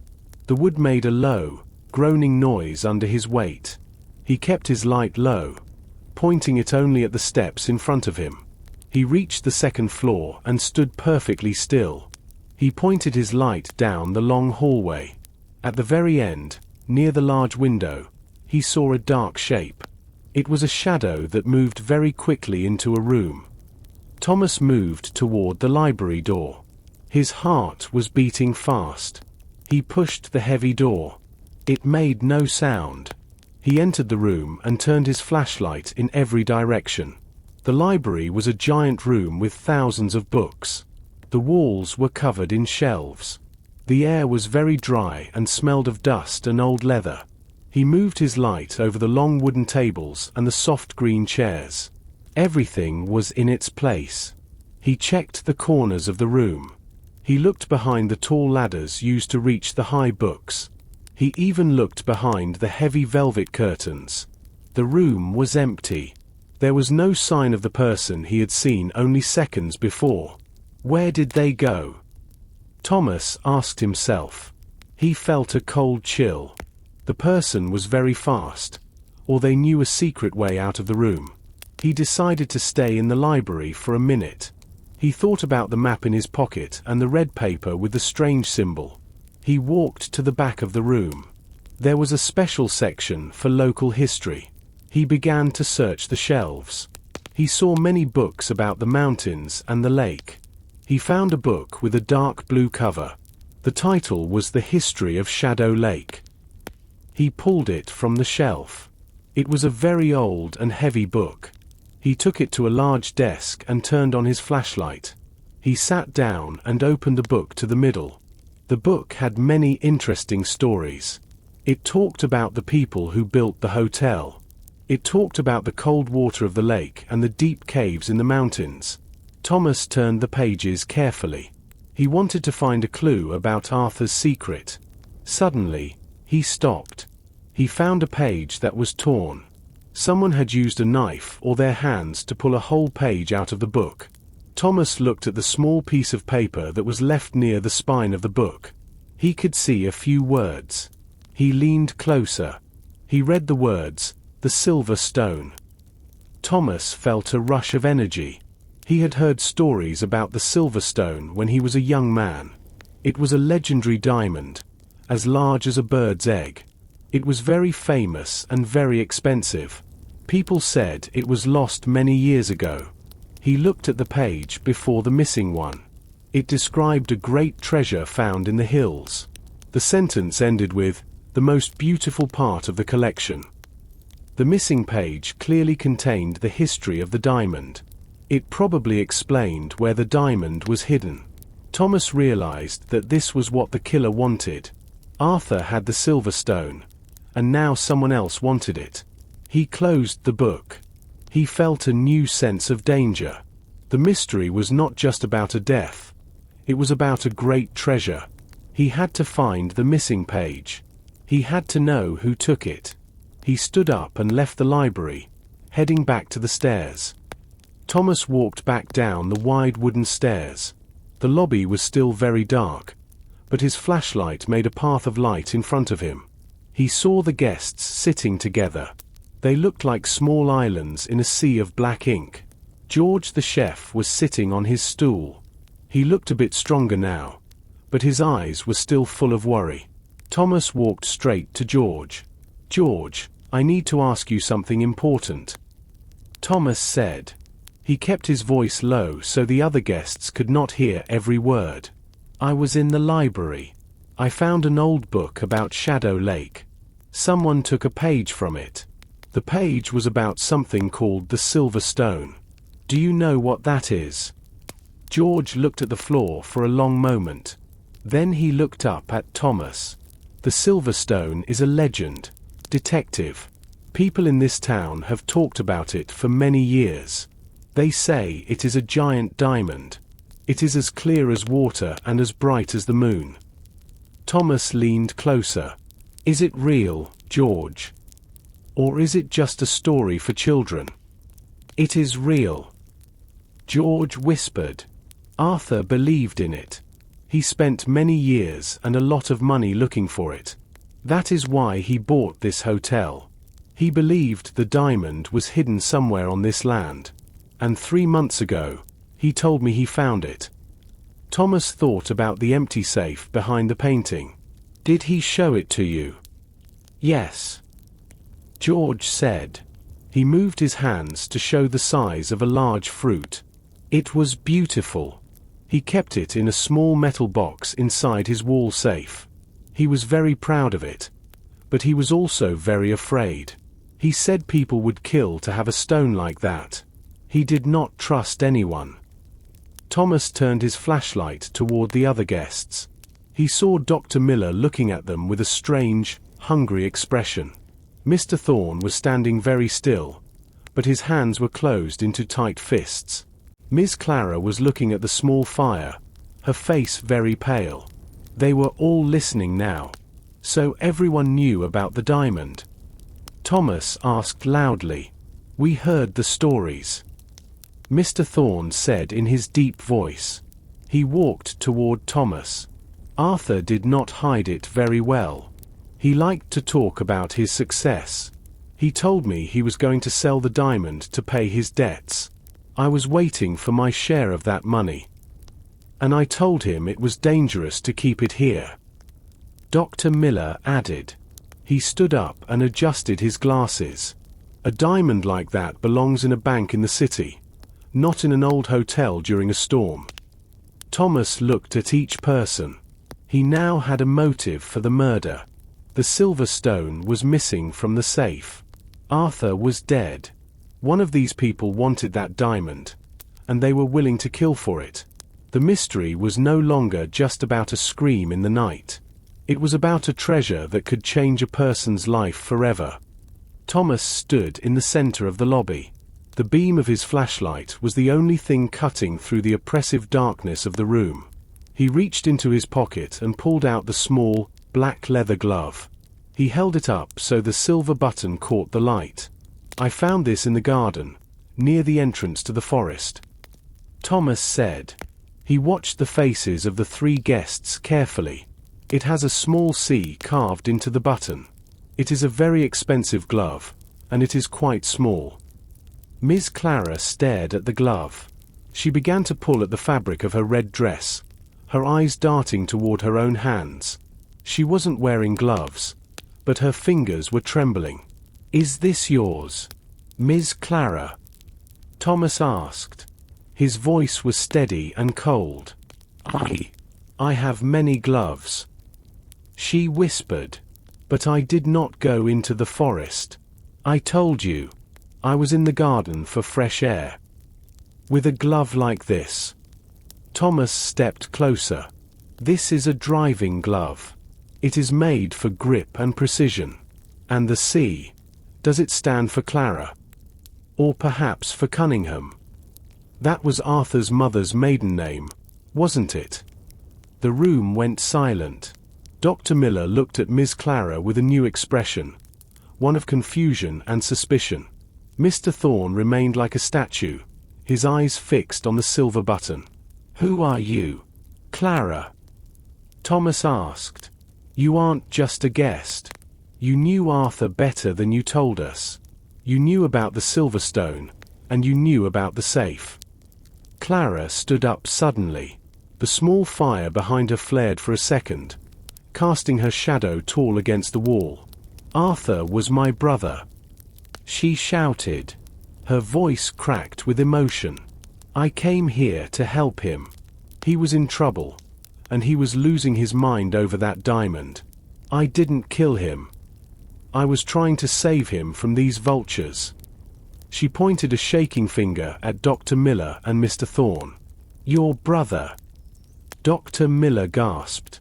"He never mentioned a sister." "Because he wanted to protect me," Clara said, tears forming in her eyes. "He knew someone was coming for the stone. He gave me that map. He told me if anything happened to him, I should take the stone and run." Thomas looked at the glove again. "If you were trying to help him, why were you outside in the storm near the tunnel? And why is the safe empty?" "I don't know," she cried. "When I went to the office, he was already dead. I panicked. I ran to the safe, but it was already open. The stone was gone. I saw a shadow by the window and I followed it into the garden. That's where I must have lost the glove." Thomas felt the weight of her words. If she was telling the truth, then the killer had already won.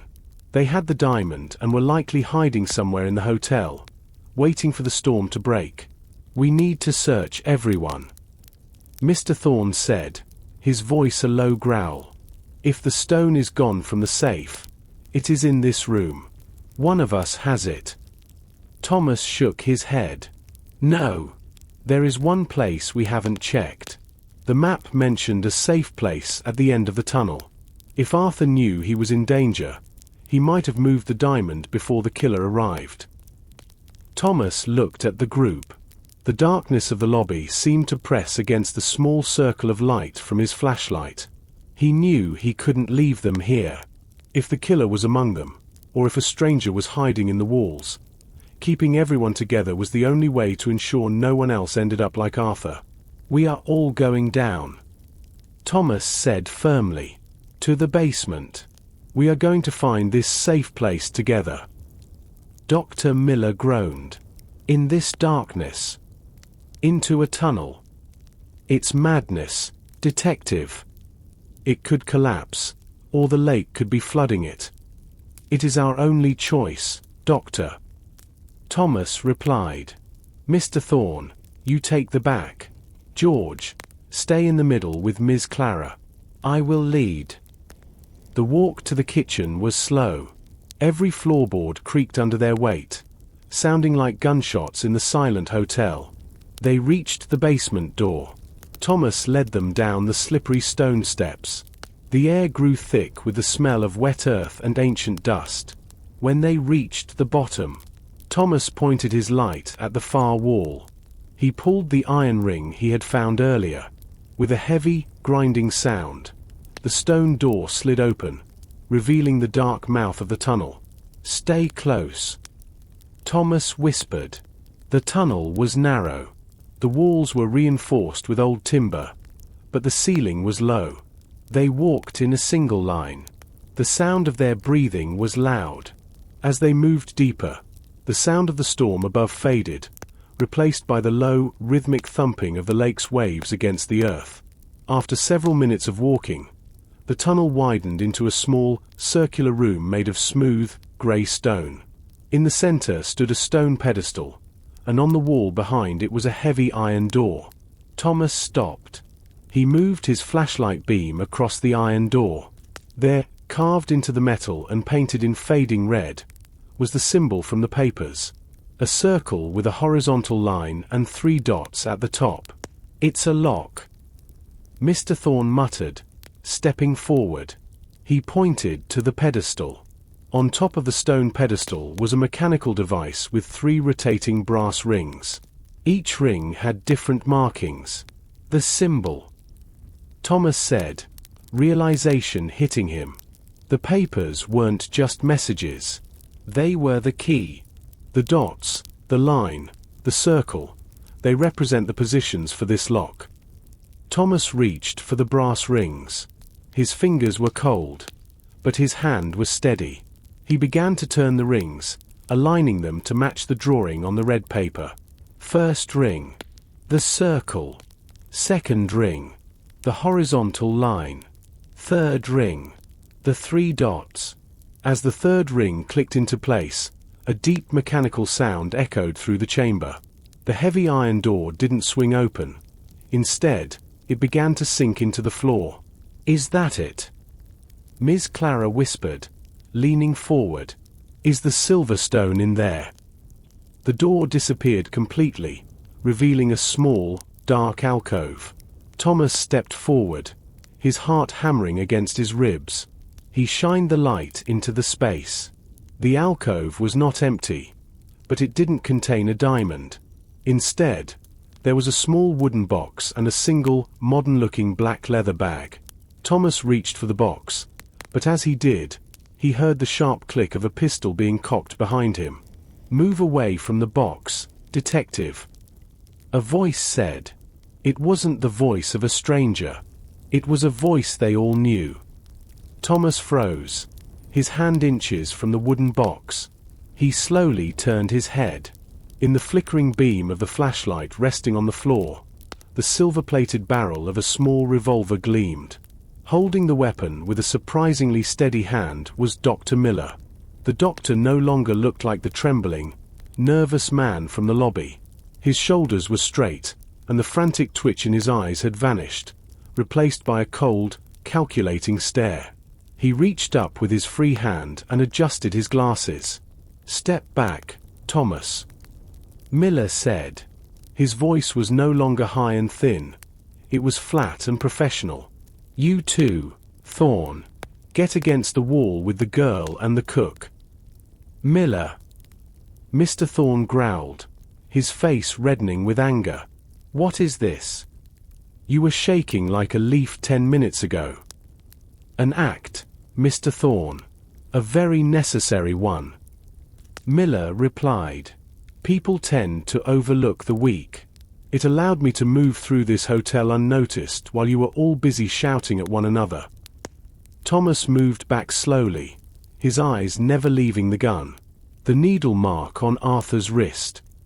Thomas said, "That was you. You didn't wait for a heart attack. You gave him one. A concentrated dose of digitalis," Miller said calmly, as if discussing a medical paper. "Fast-acting, effective, and in a man of his age and stress level, almost impossible to distinguish from a natural failure without a full lab. I had hoped to finish this quietly, but Arthur was stubborn. He moved the stone before I could get to him." "And the chef?" Thomas asked, gesturing to George. "You attacked him too?" "George saw me near the lake entrance to this tunnel," Miller admitted. "He was a witness I couldn't afford. I thought tying him up would buy me enough time to find the entrance myself. But Arthur's lock was more sophisticated than I anticipated. I needed you, detective. I needed your eye for detail to open that door for me." Ms. Clara stepped forward, her face twisted in grief. "You killed him for a diamond. He trusted you. He called you his friend. Friendship doesn't pay the debts I've accumulated, Clara." Miller snapped, his composure slipping for a fraction of a second. "Now, Thomas, pick up the wooden box and the bag. Set them on the pedestal. Do it slowly." Thomas did as he was told. He placed the old wooden box and the modern black leather bag on the stone surface. "Open the box," Miller ordered. Thomas flipped the latch. Inside, resting on a bed of black velvet, was the silver stone. In the dim light of the tunnel, it didn't just sparkle, It seemed to glow with an inner, icy fire. It was breathtakingly large and perfectly clear. But it was the black leather bag that drew Thomas's attention. He unzipped it. Inside were stacks of documents, a heavy ledger, and several high-tech surveying tools. "What is this?" Thomas asked, looking at the papers. "This isn't about the diamond, is it, Doctor?" Miller's eyes greedily fixed on the bag. "The diamond is a fortune, yes. But those documents, those are the real treasure." Arthur discovered that this hotel doesn't just sit on a legend. It sits on one of the largest untapped lithium deposits in the country. The silver stone wasn't just a gem. It was a marker. The land is worth millions more than the stone. "And you wanted it all," Thomas said. "I will have it all." Miller corrected him. "Now, everyone, move into the alcove. If you make a sound, I'll see how your hearts handle a different kind of shock." The air in the stone chamber was thick with the scent of damp earth and the cold, metallic taste of fear. Dr. Miller stood 5 paces away, his revolver aimed steadily at Thomas's chest. Behind Thomas, Miss Clara was sobbing quietly, and Mr. Thorne looked like a caged predator, his muscles tensed, waiting for an opening that wasn't there. "Into the alcove," Miller repeated, his voice echoing off the narrow walls. "I won't tell you again. Once the door is reset, you'll have plenty of air for a few hours, enough time for me to reach the lake, take the boat I have waiting, and vanish before the road's clear." Thomas looked at the silver stone resting on the pedestal. Even in the dim light, the diamond was a masterpiece of nature. Then, he looked at his heavy, metal flashlight. It was still resting on the floor, its beam pointing toward the ceiling. "You're a doctor, Miller," Thomas said, his voice low and calm. "You spent your life saving people. You really think you can live with this? You think you can walk away from 4 murders? I've spent my life watching people die for nothing, Thomas." Miller hissed. "At least this time, there's a reward. Now, move." Thomas took a step toward the alcove, but he didn't go inside. He stopped next to the pedestal. "You know, Arthur told me something about this diamond. He said it was called the Silverstone because of how it reacts to direct light." Miller frowned, his eyes darting to the gem. "What are you talking about?" "Watch," Thomas said, in one fluid motion. Thomas didn't reach for the gun. Instead, he kicked his heavy flashlight. The metal cylinder spun across the stone floor, its bright beam sweeping across the room. As the light hit the silver stone at a sharp angle, the diamond acted like a massive prism. The chamber was suddenly filled with a blinding, fractured explosion of white and silver light. The reflection was so intense that it hit Miller directly in the eyes. Miller cried out, shielding his face with his free hand. "Now!" Thomas shouted. Mr. Thorne didn't need to be told twice. With the speed of a pouncing tiger, the tall man launched himself across the space. He grabbed Miller's wrist, twisting it upward just as the revolver fired. The sound was deafening in the small room, the bullet chipping a piece of stone from the ceiling. Thomas joined the struggle, slamming his shoulder into Miller's midsection. The doctor was lean, but he fought with the desperation of a man who knew his life was over. They crashed to the floor. Thorne's massive hand squeezed Miller's wrist until the revolver clattered onto the stone.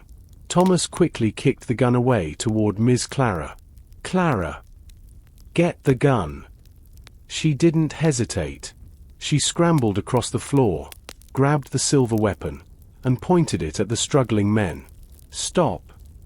Both of you, stop." Thorne pinned Miller to the ground, his heavy knee pressed into the doctor's back. Miller let out a choked groan, his face pressed into the wet dirt. The calm professional was gone. He was just a broken man in a ruined suit. Thomas stood up, his breathing ragged. He walked over to the pedestal and picked up the silver stone.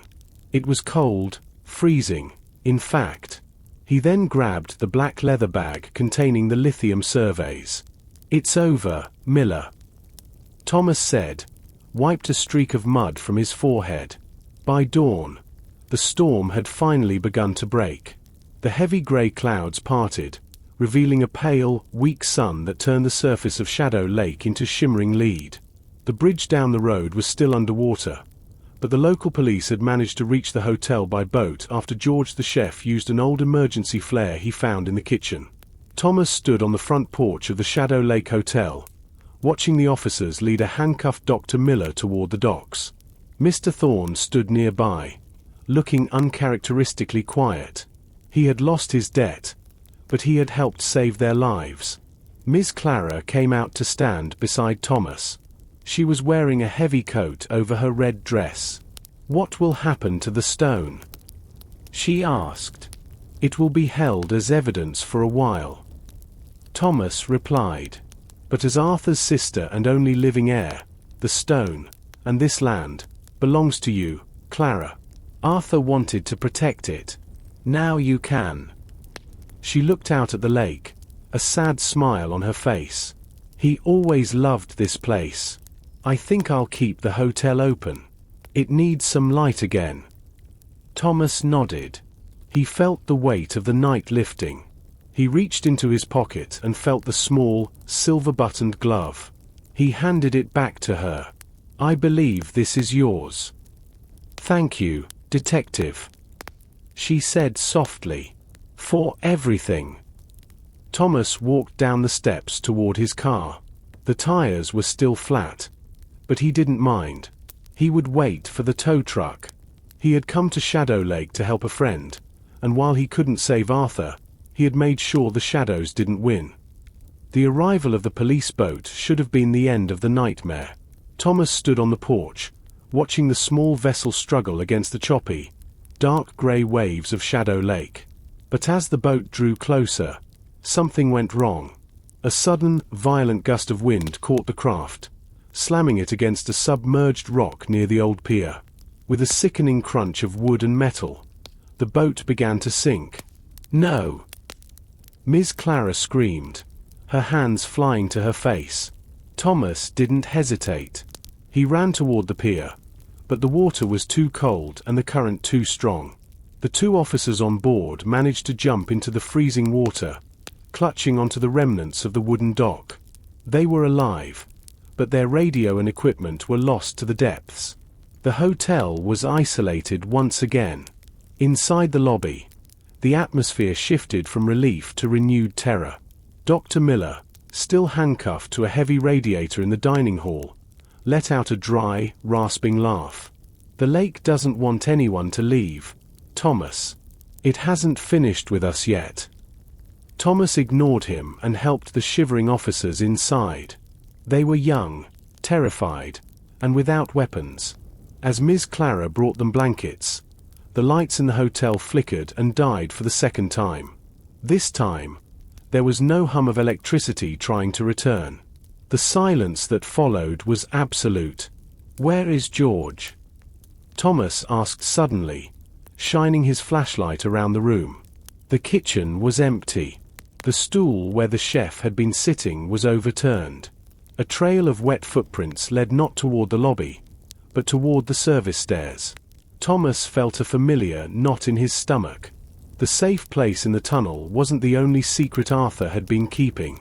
"Thorne, stay with the officers and Clara," Thomas ordered. "Don't let Miller out of your sight." Thomas followed the footprints. They didn't lead to the basement. Instead, they led upward, toward the forbidden third floor, the attic level that Arthur had kept locked for decades. As he climbed, he heard a sound that made his blood run cold, the rhythmic, mechanical ticking of a telegraph machine. The third floor was a graveyard of old furniture and forgotten memories. Thick layers of dust covered everything, except for a narrow path cleared on the floorboards. Thomas moved quietly, his flashlight dimmed to a sliver. The ticking sound grew louder, coming from a small room tucked under the eaves of the roof. He pushed the door open. Inside, he found George, the chef. But he wasn't cooking.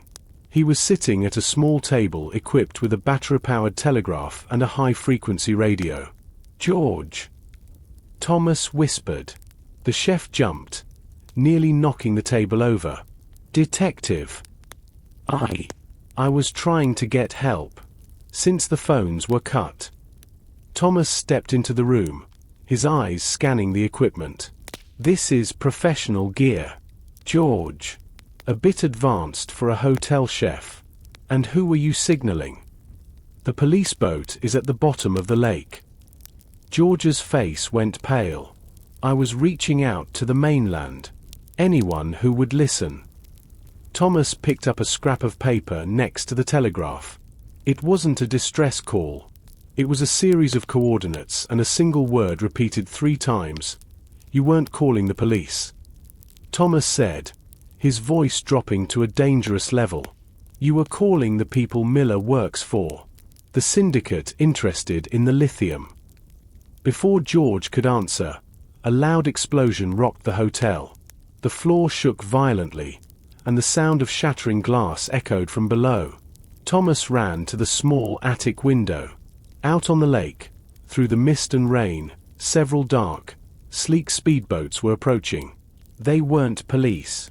They were blacked-out tactical vessels, and they were moving with military precision. "They are here," George whispered, his voice trembling. "And they don't leave witnesses." Thomas realized the horrifying truth. Dr. Miller wasn't the mastermind. He was just the scout. The real players had arrived to claim the silver stone and the secrets of the land by force.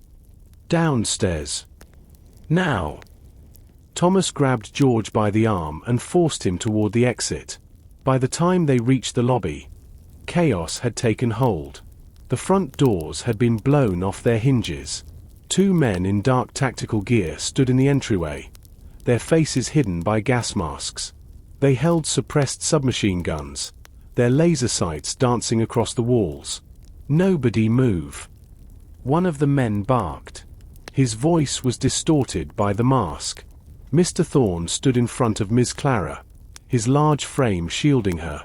The 2 wet police officers looked helpless, their hands raised. Dr. Miller, still cuffed to the radiator, was grinning. The cleaning crew has arrived," Miller joked, though there was a hint of fear in his eyes. The lead mercenary stepped forward. He didn't look at Miller. He looked at Thomas. "The stone, detective, and the survey bag. Give them to us, and we might let you walk into the woods." "I don't have them," Thomas lied, his pulse racing.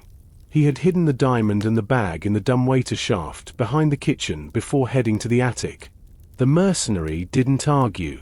He simply pointed his weapon at the young police officer on the left. A suppressed shot rang out, and the officer slumped to the floor, clutching his leg. Ms. Clara screamed. "The next one goes in his head," the mercenary said. "You have 30 seconds. Thomas looked at Thorne. The big man gave a nearly invisible nod. They had been in tight spots before, though never one this dire. Thomas knew the hotel better than these invaders did. He knew the service tunnels, the hidden vents, and the crumbling foundations. "Fine," Thomas said, holding up his hands. "It's in the kitchen. In the cold storage. I'll show you." As the lead mercenary followed Thomas into the kitchen, Thomas caught a glimpse of the lake through the window. More boats were landing. This wasn't just a robbery. It was an occupation. He had to lead them away from the others, even if it meant walking into a trap of his own making. The kitchen was a labyrinth of stainless steel and deep shadows. The mercenary followed Thomas closely, the barrel of his gun pressed against Thomas's spine. "Over there." Thomas pointed to the large walk-in freezer. Arthur hid the bag behind the meat hooks. The mercenary kicked the freezer door open. The cold air rushed out, a white mist that clouded the room. "Get in there. Pull it out." Thomas stepped into the freezing room. He reached behind a row of frozen beef carcasses. But he didn't pull out a bag.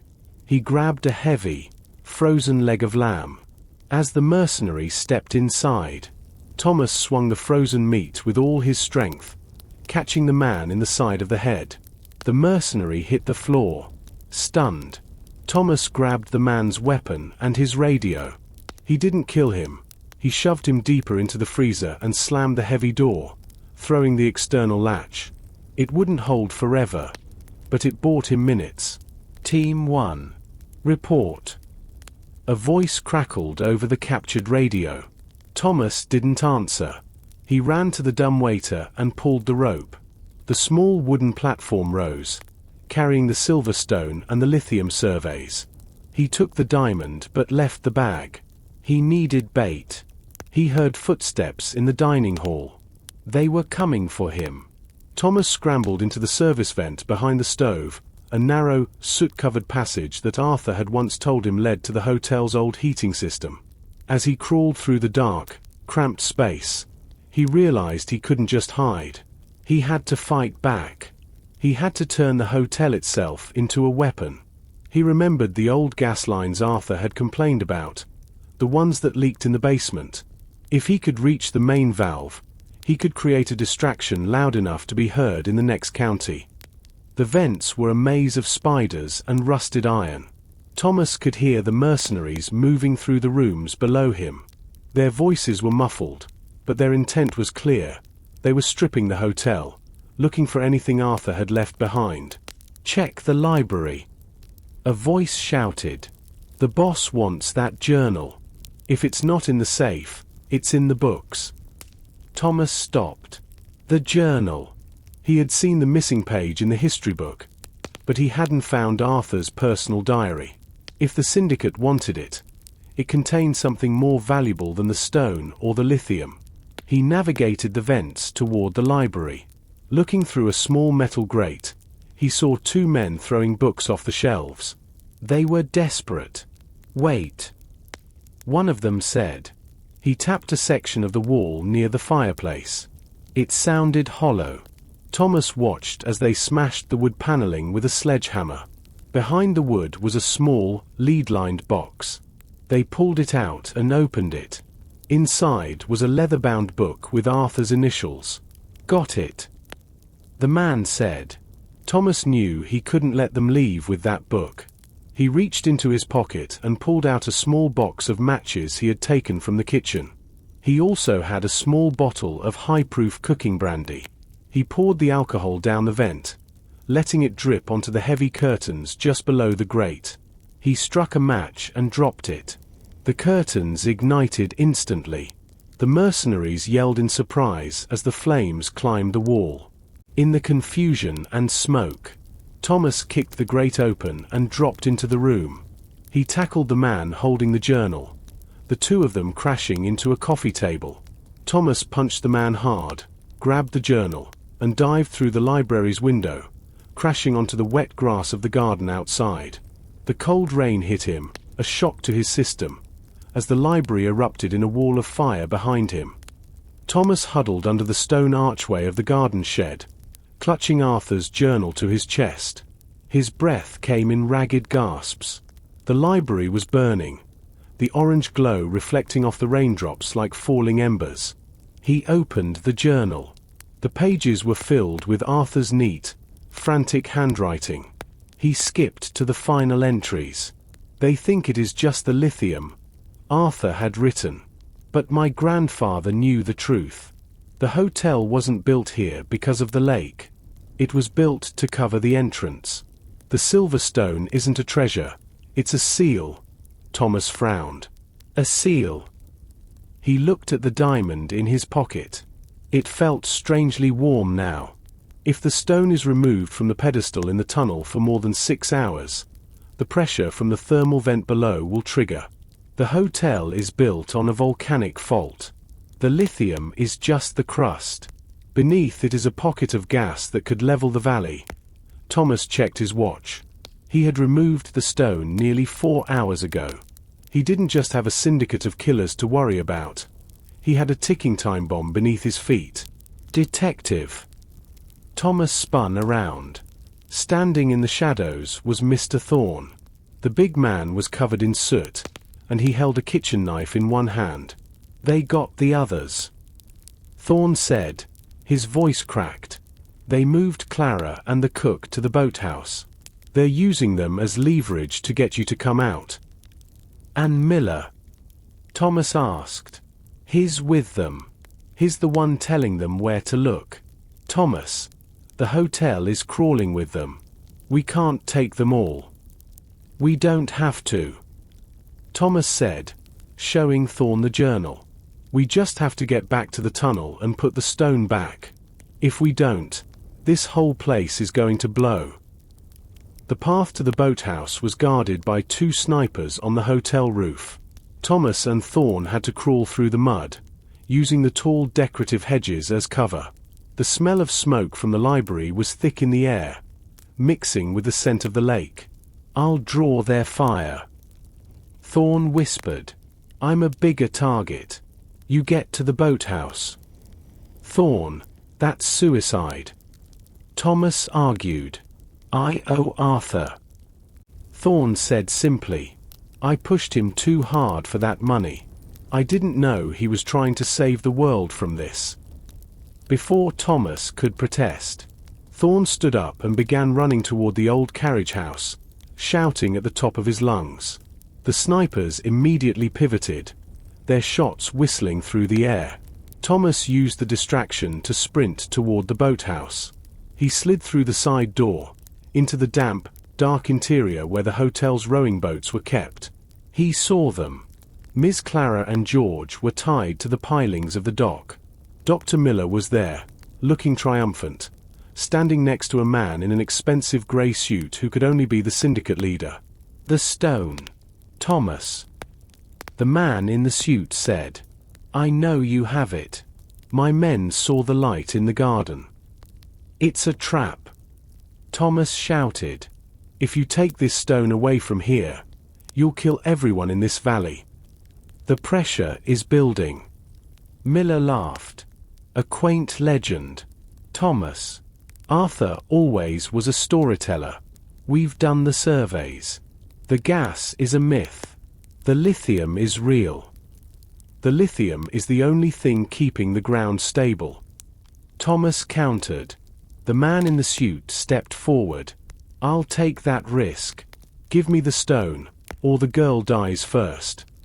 He pulled a small, sleek pistol and pointed it at Miss Clara's head.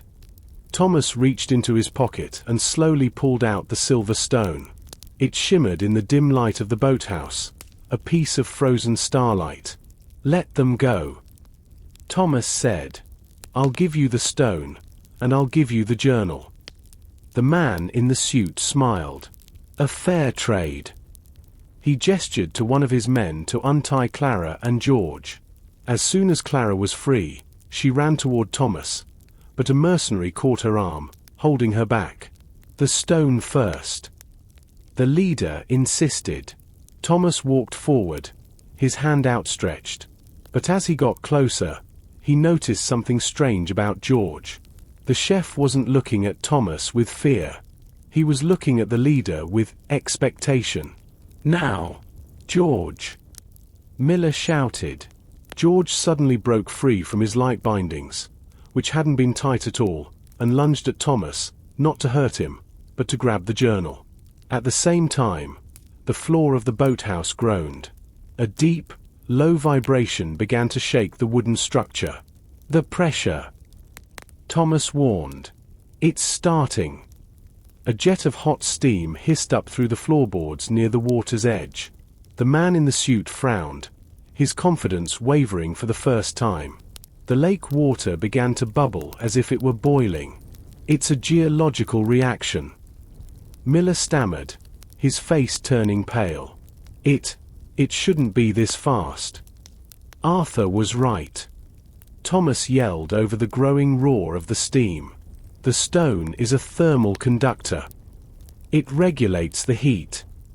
Put it back." In the confusion, Thomas threw the stone, but not to the leader. He threw it into the dark water of the lake, right toward the submerged entrance of the tunnel he had discovered earlier. "No!"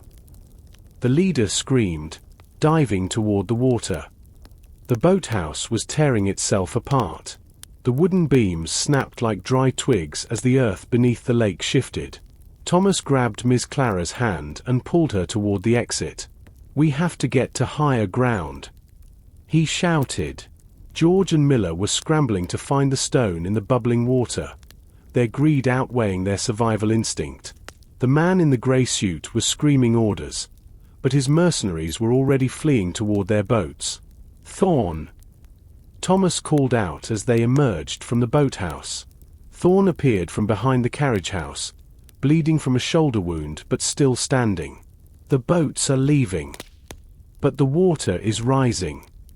A massive wave, driven by a subterranean explosion, swept across the lake. It slammed into the pier, vaporizing the remains of the police boat and the mercenary speedboats. The hotel itself groaned as the ground beneath it settled. "The tunnel!" Clara cried. "If the stone is in the water, maybe it will find the pedestal." "It's not enough," Thomas said. "We have to seal the main vent in the basement. If we don't, the gas will ignite." They ran back toward the hotel, which was now a silhouette against a sky turned red by the fire in the library. As they entered the lobby, they were met by a horrific sight. The floor had cracked open, and a glowing blue light was pulsing from the depths. It wasn't fire, it was the lithium ore reacting to the sudden shift in pressure and temperature. Thomas realized that the silver stone wasn't just a weight. It was a key to a cooling system built by the hotel's founder, a brilliant engineer who had seen the danger a century ago. "I have to go down," Thomas said. "Thorn, get Clara to the hill behind the hotel. If I don't come up in 10 minutes, don't look back." Thomas descended into the basement for the last time. The stone stairs were hot to the touch. The air was thick with the smell of sulfur and ozone. He reached the secret wall and pushed it open. The tunnel was flooding with boiling lake water. He waded through it, the heat searing his legs. He reached the circular room with the pedestal. To his shock, the silver stone was already there. It hadn't fallen into the water. It had been placed there. Standing by the pedestal was a figure he didn't expect to see. It was the old gardener he had seen briefly on his first day, a man everyone had said was senile and deaf. The old man looked at Thomas with clear, sharp eyes. Arthur was a good boy, but he didn't understand the balance. "You have to turn the rings, detective. Not to open the door, but to lock the vent." "How?" Thomas asked, gasping for air. "The reverse of the code," the old man said. "The dots, the line, the circle. In that order. Hurry, the mountain is waking up." Thomas grabbed the brass rings. They were burning hot. He ignored the pain as his skin blistered.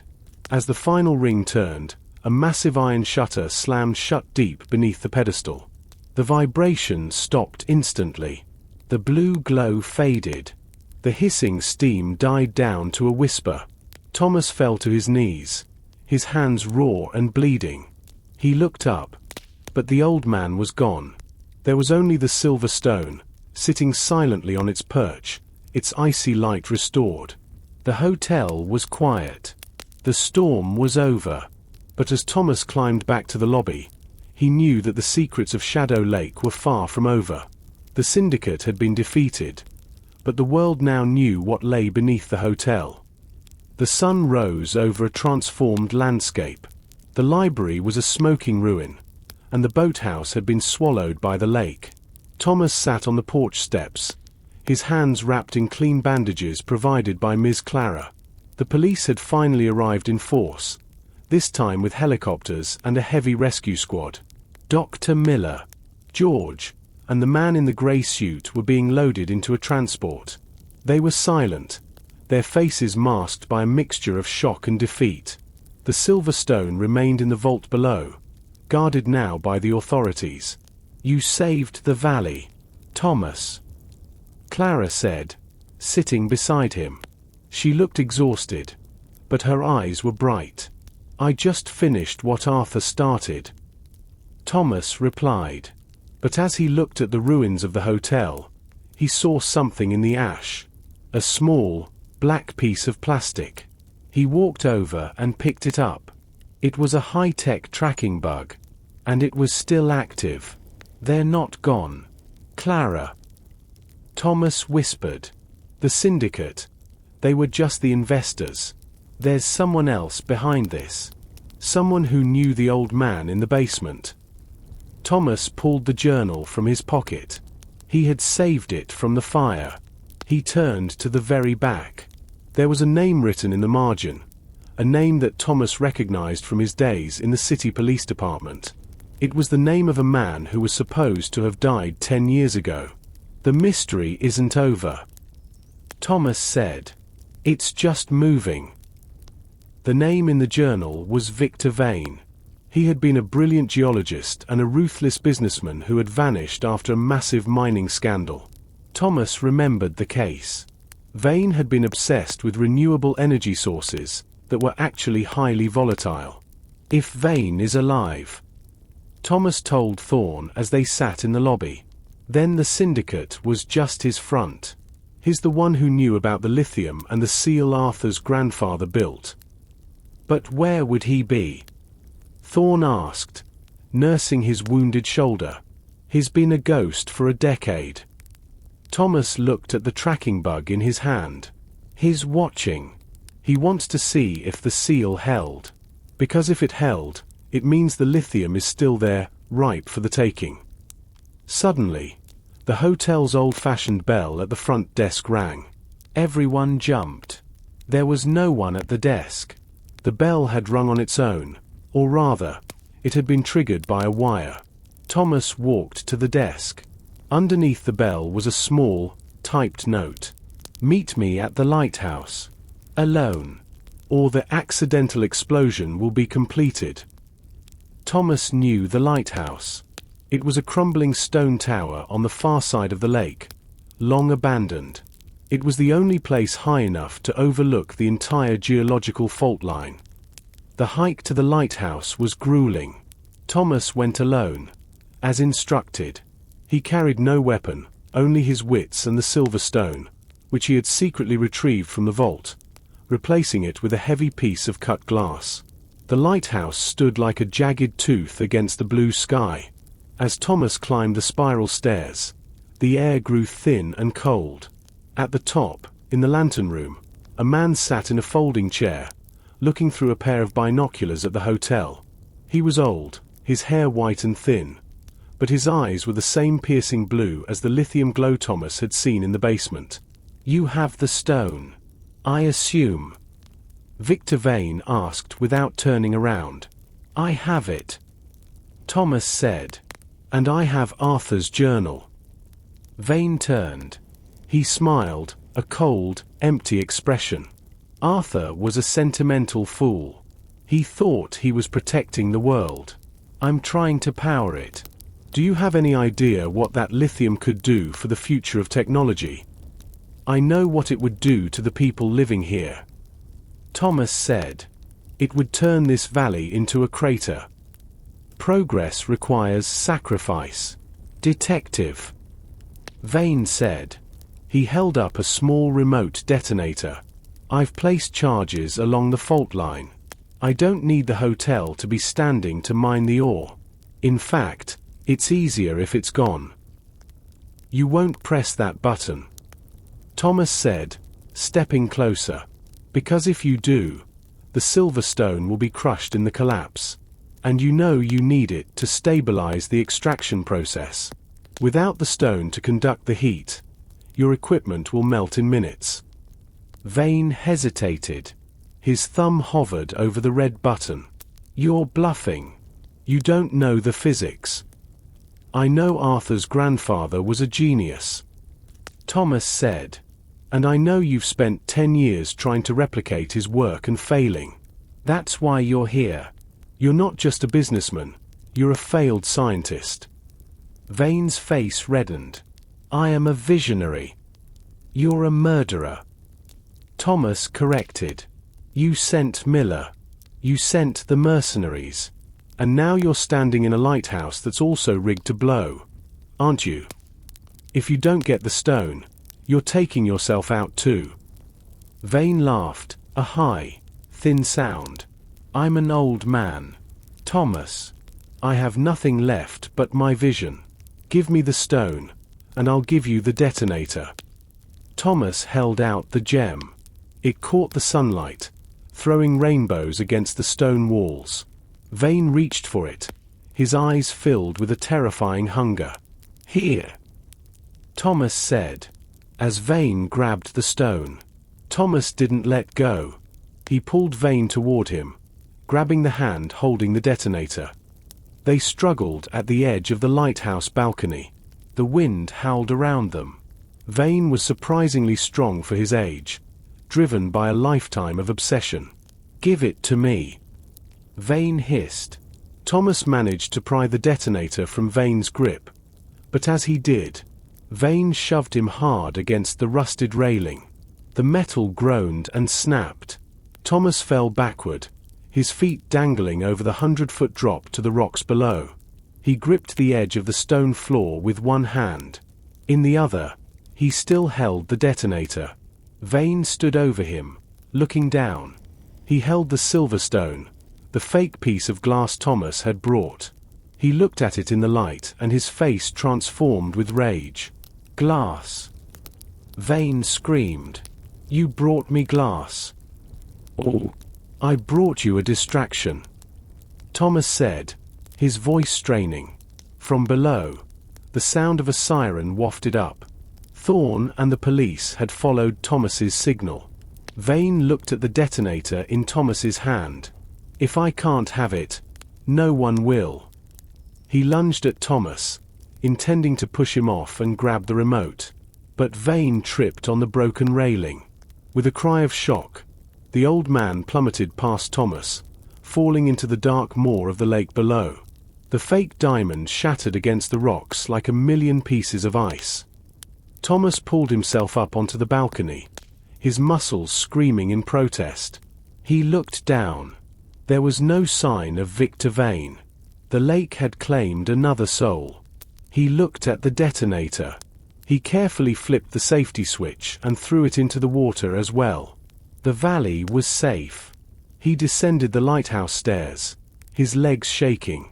At the bottom, he was met by Thorne and Clara. Is it over? Clara asked, her eyes searching his.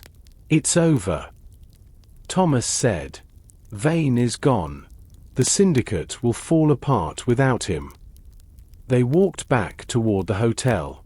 The police were already sweeping the lighthouse grounds. Thomas felt a strange sense of peace.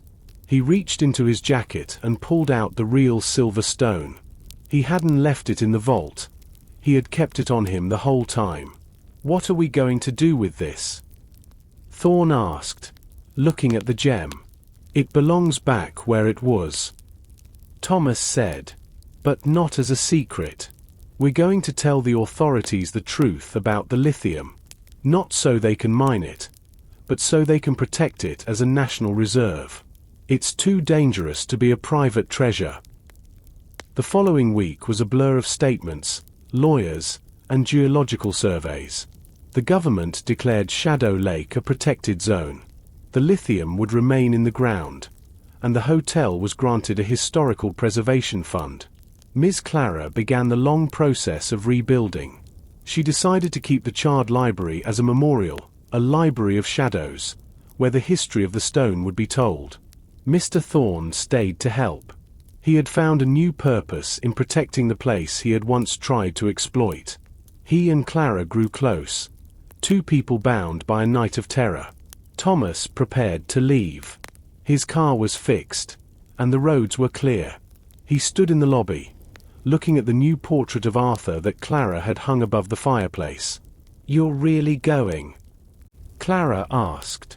I have cases waiting in the city, Thomas said, and I think I've had enough of the country for a while. You're always welcome here, Thomas, she said, hugging him. "You're family now." As he walked to his car, he saw George, the chef, being led away in a police van. George looked at him and nodded once, a silent apology or a final goodbye. Before he started the engine, Thomas took one last walk down to the lake. The water was calm, reflecting the clear blue sky. He looked at the spot where the lighthouse stood. He remembered the old man in the basement. The gardener. He had asked the police about him. They told him the hotel hadn't employed a gardener in 20 years. Thomas pulled the journal out. He looked at the handwriting again. There was a small note on the very last page that he had missed. The stone needs a guardian. Someone who isn't tempted by its light. Someone who knows that the true treasure is the silence it keeps. Thomas realized that the gardener wasn't a man. He was a memory, or perhaps a guardian of the place itself. The hotel was more than wood and stone. It was a living history. He smiled and tossed a small pebble into the water. The ripples spread out, wide and slow. The drive back to the city was long. Thomas spent it in silence, the radio off. He thought about Arthur, and the life his friend had lived. Arthur had been a man of secrets, but in the end, those secrets had saved thousands of lives. He thought about the silver stone. It was back in its pedestal, deep underground, cooling the heart of the mountain. It was a beautiful, dangerous thing. When he reached the city, the noise and the lights felt overwhelming. He went to his small office, sat at his desk, and opened a new file. But as he picked up his pen, he noticed a small, silver button on his desk. It was the button from the glove he had returned to Clara. He didn't remember putting it there. He turned it over. On the back, in tiny letters, was a message. "The shadows never truly sleep." Thomas sighed and leaned back in his chair. A detective's work was never truly done. 6 months later, Thomas received a letter in the mail. It was a postcard from Shadow Lake. On the front was a picture of the rebuilt hotel, glowing under a summer sun. On the back, Ms. Clara had written, "The hotel is full of guests. The lake is peaceful. We've turned the basement into a museum, but the secret door remains locked. Thorne and I are getting married in the spring. We hope you'll be there." Thomas looked at the postcard and smiled. He placed it on his bulletin board, next to the silver button. He looked out his window at the city skyline. It was full of lights, lights powered by electricity, by batteries, by the very things men had died for at Shadow Lake. He felt a deep sense of gratitude for the darkness. Without the shadows, we could never truly see the light. He picked up his hat, turned off his office lamp, and walked out into the evening. The mystery of Arthur Black was over, but the world was full of new stories, waiting to be found in the corners of the dark.